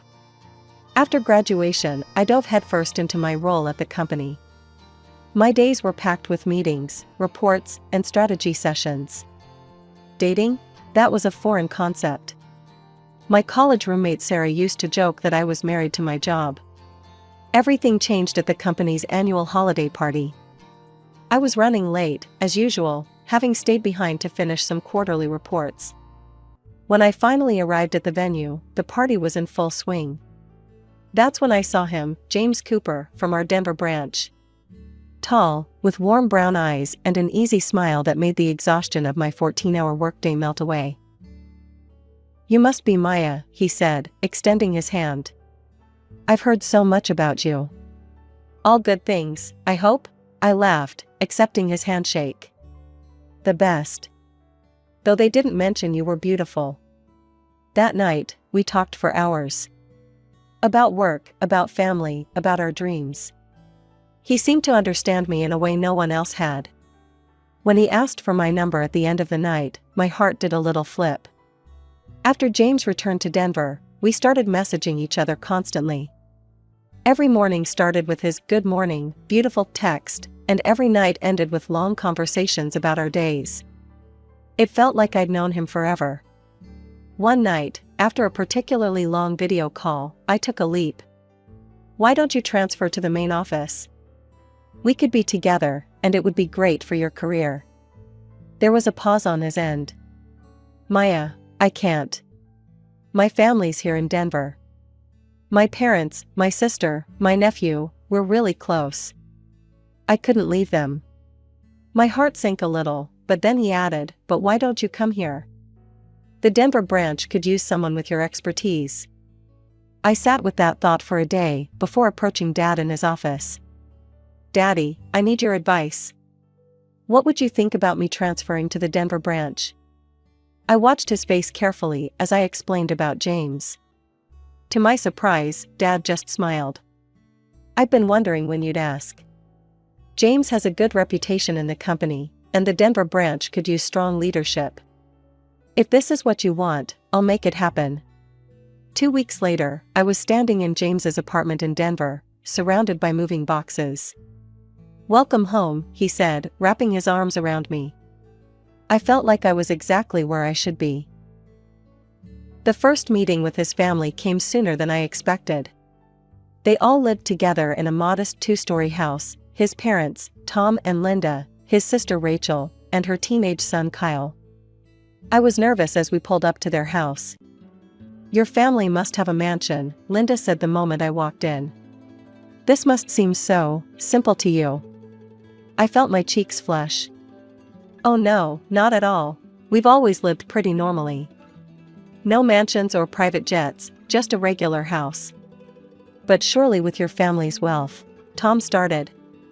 "I've worked for everything since I was a kid," I explained. "Dad believed in earning your way. I'm more comfortable with simple things, honestly." I caught the disappointed looks they exchanged, but tried to ignore them. Rachel, James's sister, just looked me up and down, eyeing my simple sweater and jeans. "If I had your money, I wouldn't be caught dead in anything but designer labels," she said with a smirk. I just shrugged, not knowing how to respond. James squeezed my hand under the table, but said nothing to defend me. 2 months later, James proposed during a walk in the park. It wasn't elaborate, just us, a simple ring, and a heartfelt question. I said yes immediately. When it came to wedding planning, we had our first real disagreement. James wanted something extravagant, a huge venue, hundreds of guests, all the trimmings. "Babe, we don't need all that," I argued. "Let's do something small and meaningful." He eventually gave in, though not happily. We had a modest ceremony with just immediate family present. But I couldn't help overhearing Linda during the reception, whispering to her sister, "I expected something much grander from someone with her background. All this, it's so plain." I pretended not to hear, but their words stung more than I wanted to admit. The ink had barely dried on our marriage certificate when the questions about housing started. We were having Sunday dinner at Tom and Linda's when they brought it up. It was a typical family gathering, Rachel texting on her phone, Kyle playing video games in the corner, and Tom watching sports on TV while we ate. "So, Maya," Linda said, passing the mashed potatoes, "have you talked to your father about buying you two a house? Something in the Cherry Creek area would be perfect. I was just looking at listings there yesterday. There's this beautiful 5-bedroom with a pool." I nearly choked on my water. "Actually, we're planning to save up and buy our own place." The silence that followed was deafening. Rachel's fork stopped midway to her mouth. Tom muted the TV and turned to stare at me. Linda's face froze in that artificial smile I was beginning to recognize all too well. They exchanged loaded glances that made me feel like I'd said something terribly wrong. "But surely your father wouldn't mind." Tom started, wiping his mouth with his napkin. "I mean, it's just natural for parents to help their children get started. Especially when they're so capable." I cut him off firmly but politely, sitting up straighter in my chair. James and I want to do this on our own. We're both working, and we can save up. I believe in earning what you have. James reached for my hand under the table, his palm slightly sweaty. I support Maya on this, he said, though his voice lacked conviction. Besides, my apartment is perfectly fine for now.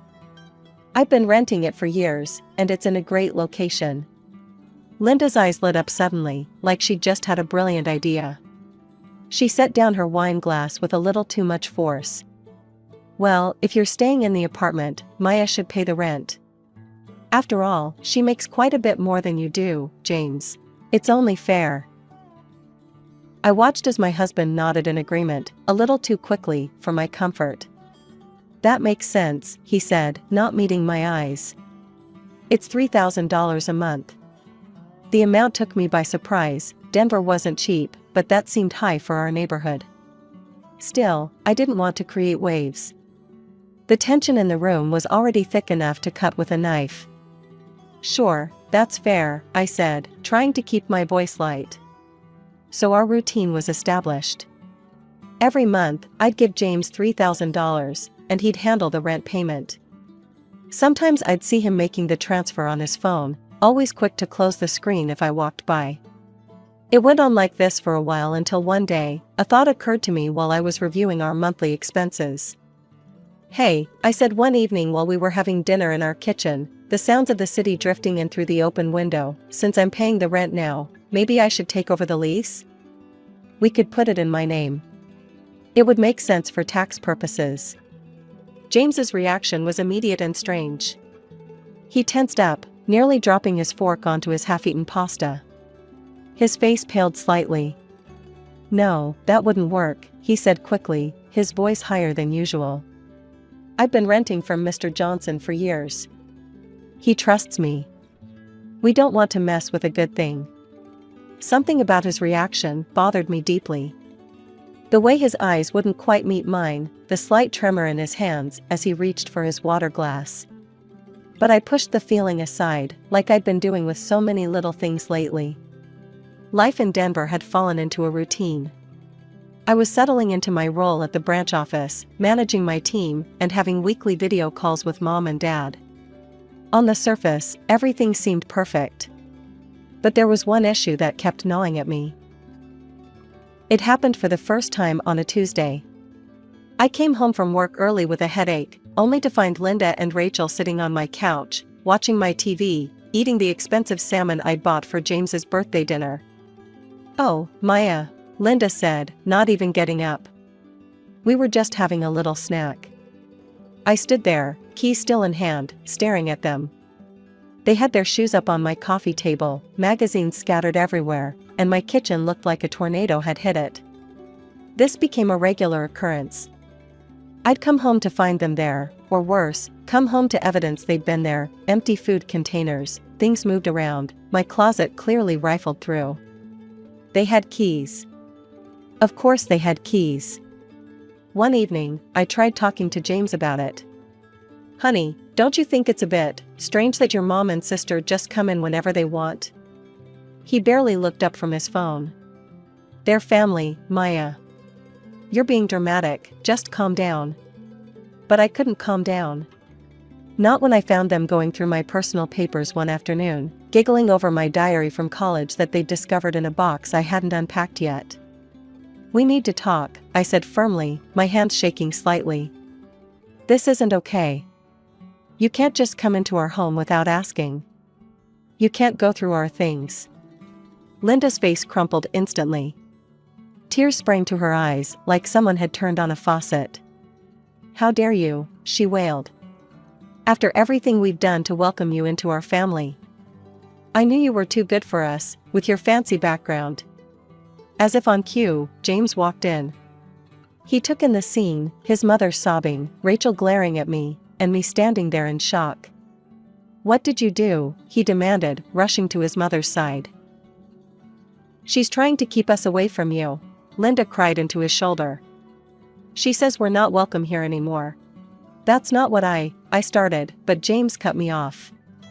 "How could you treat them like this? They're my family.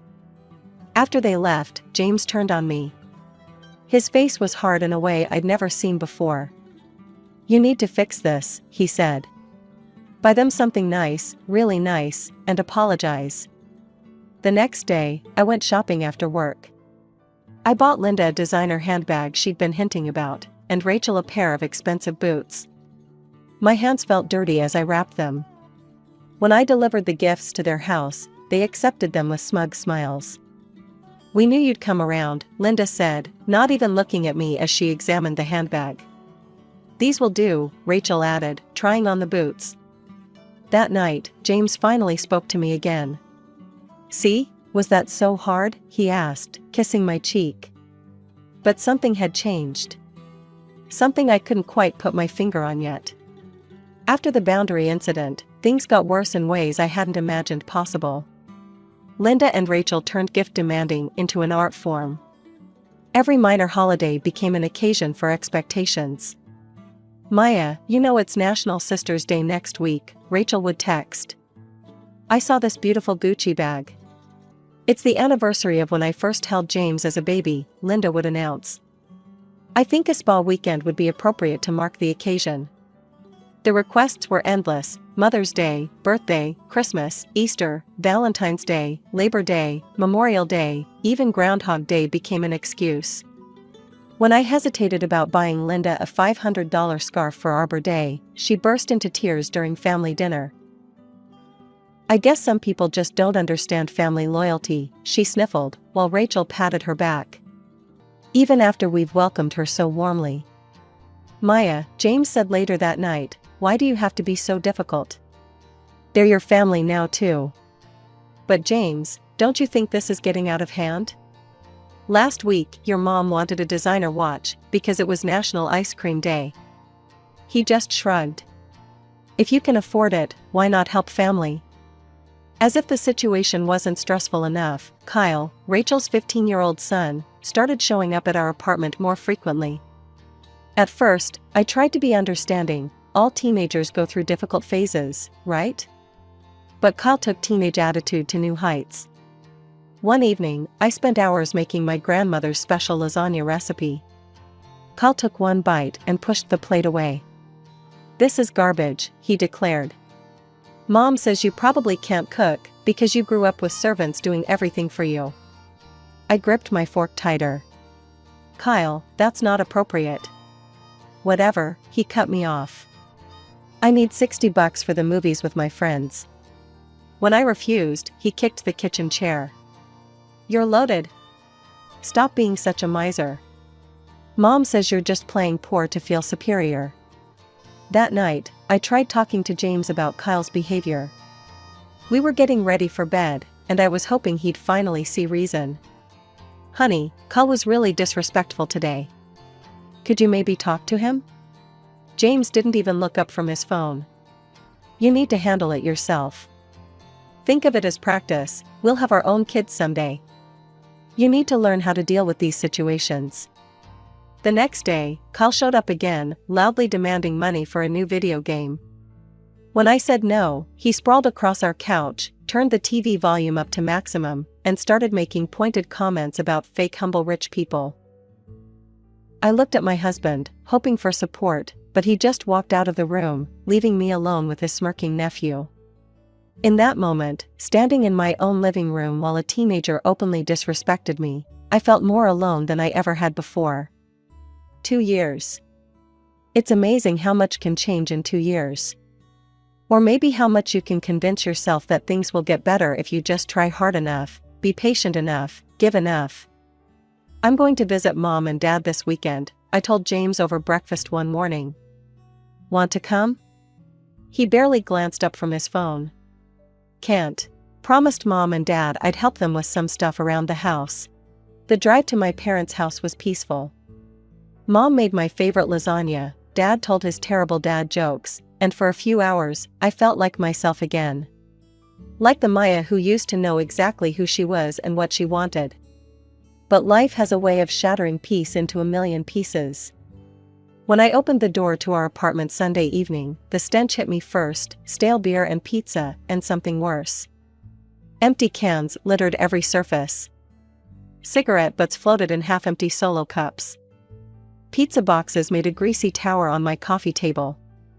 And there, sprawled across my living room like they owned it, were Kyle and 5 other teenagers, passed out among the wreckage of what had clearly been one hell of a party. "Get up," I shouted, my voice shaking with rage. "All of you, out. Now." The teenagers startled awake, scrambling to gather their things. All except Kyle, who stretched lazily and looked at me with that familiar smirk. Why should I leave? I live here now. I felt my blood pressure rising. "Excuse me?" "Had a fight with Mom and Grandma," he said, reaching for a half-empty beer can. "Decided this was better than their rules. Uncle James said I could crash here. We rent this apartment, we may have problems," I said through gritted teeth. "Give me your keys. Now." Kyle laughed. Actually laughed. "Rent this apartment? That's funny. This is Uncle James's apartment. Has been since Great-Grandpa left it to him." The room started spinning. "What are you talking about?" "The apartment. It's his. Always has been. Got it when Great-Grandpa died 5 years ago. Everyone knows that." I couldn't speak, couldn't breathe. 2 years of rent payments. Every time I'd suggested putting the lease in my name, every time he'd dodged the question, every time he'd quickly hidden his phone when making the rent transfer. It had all been a lie. I must have looked like I was about to collapse, because Kyle's whole demeanor changed. The cocky teenager disappeared, replaced by someone who looked almost sympathetic. "Look," he said, awkwardly patting my shoulder, "there's something else you should know." He pulled out his phone, fidgeting with it. I'd been recording some of their conversations. Started doing it when they were talking shit about me, but, well, they talk about you a lot too. James's laugh came through the speaker first. That laugh I used to love. "It's perfect," he was saying. $3,000 a month, straight into my pocket. She doesn't even question it. My stomach churned as Kyle played recording after recording. Each one worse than the last. "Keep talking about family loyalty," Rachel was saying. "She'll cave every time. Got a new Prada bag out of her last week." "Just make sure you get her pregnant soon," Linda's voice again. "Once there's a baby, her daddy will have to buy you two a house. No way he'll let his grandchild live in an apartment." But the worst was yet to come. Kyle hesitated before playing the next one. "She's such an idiot," James's voice, slightly slurred. "Can't even satisfy me in bed. Thank God for Amanda. And Julie. And what's her name from accounting? Just be careful, honey," Linda again. "Don't let Maya catch you. At least not until we've squeezed every penny we can out of her." The phone slipped from my numb fingers. Kyle caught it. "Could you?" My voice cracked. "Could you send those to me?" He nodded, quickly tapping on his phone. I heard the notification sounds on mine as the files came through. Kyle stood up, gathering his things. At the door, he turned back. "I'm sorry," he said quietly. "They're all snakes, you know? Always have been, even Mom." He shrugged. "Guess that's why they hate me so much. I can't pretend like they do." The door closed behind him with a soft click, leaving me alone in the trash department. Alone with the truth about my marriage. About my husband. About the past 2 years of my life. I didn't bother cleaning up the mess in the apartment. Let it be a perfect metaphor for my marriage, a beautiful facade hiding absolute garbage underneath. Instead, I got in my car and drove straight to Linda and Tom's house, where I knew they'd all be having their Sunday family dinner. They were all there, exactly as I'd pictured them, James, Linda, Tom, and Rachel, gathered around the dining table like some Norman Rockwell painting of family unity. The scene made me sick. "Maya." Linda's fake smile appeared instantly. "We weren't expecting you. How was your parents' house?" I ignored her completely, fixing my eyes on James. "Show me the rental agreement for our apartment." The room went silent. James's fork paused halfway to his mouth. What? The rental agreement. The lease. Show it to me.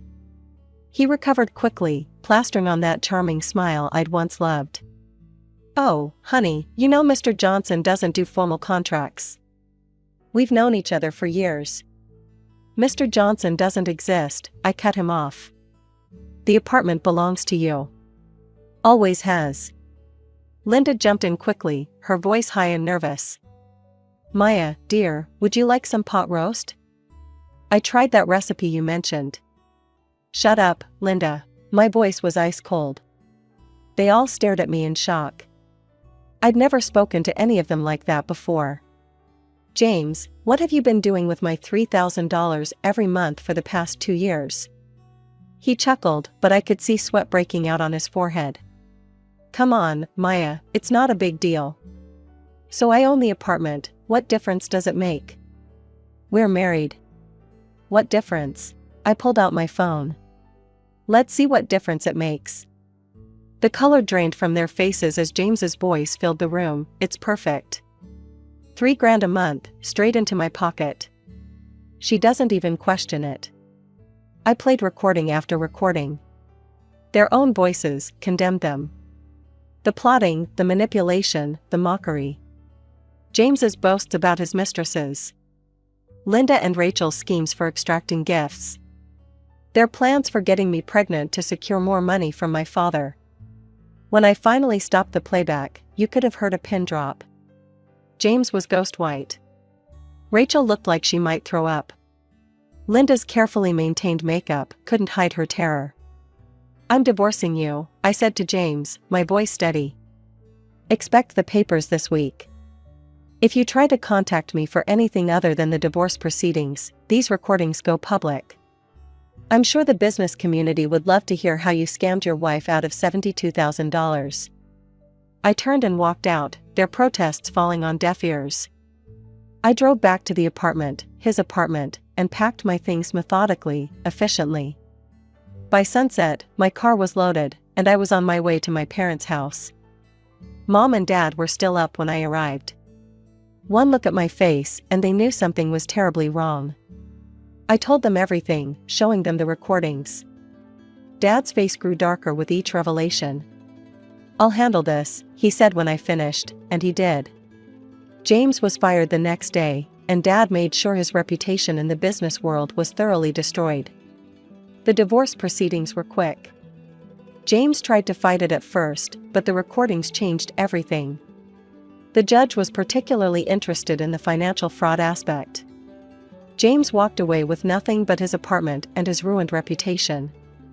3 months later, I was back at headquarters, throwing myself into work, slowly rebuilding my life. That's when I got a text from Kyle. We met for coffee. He looked different, more mature, less angry. I got a job at the car wash, he told me. Moved out of Mom's house after they found out I was the one who gave you the recordings. Best decision I ever made. I could help you, I offered. Get you a position at the company. He shook his head, smiling slightly. Thanks, but I need to do this on my own. Clean slate, you know? Besides, I'm saving up for community college. I understood completely. Sometimes the only way forward is to leave everything behind and build something new, something true, from the ground up. That night, I stood in my new apartment, my actual rental, with a real lease in my name, and looked at myself in the mirror. The woman looking back at me wasn't the same person who fell for James's charm 2 years ago. She was stronger, wiser, and finally, genuinely free. I picked up my phone and deleted their numbers one by one. The last light of day caught the diamond on my ring finger, my grandmother's ring now, not the one James had given me, and scattered into 1,000 points of light. Outside my window, the city was coming alive with evening energy, full of possibilities and new beginnings. I was ready for mine.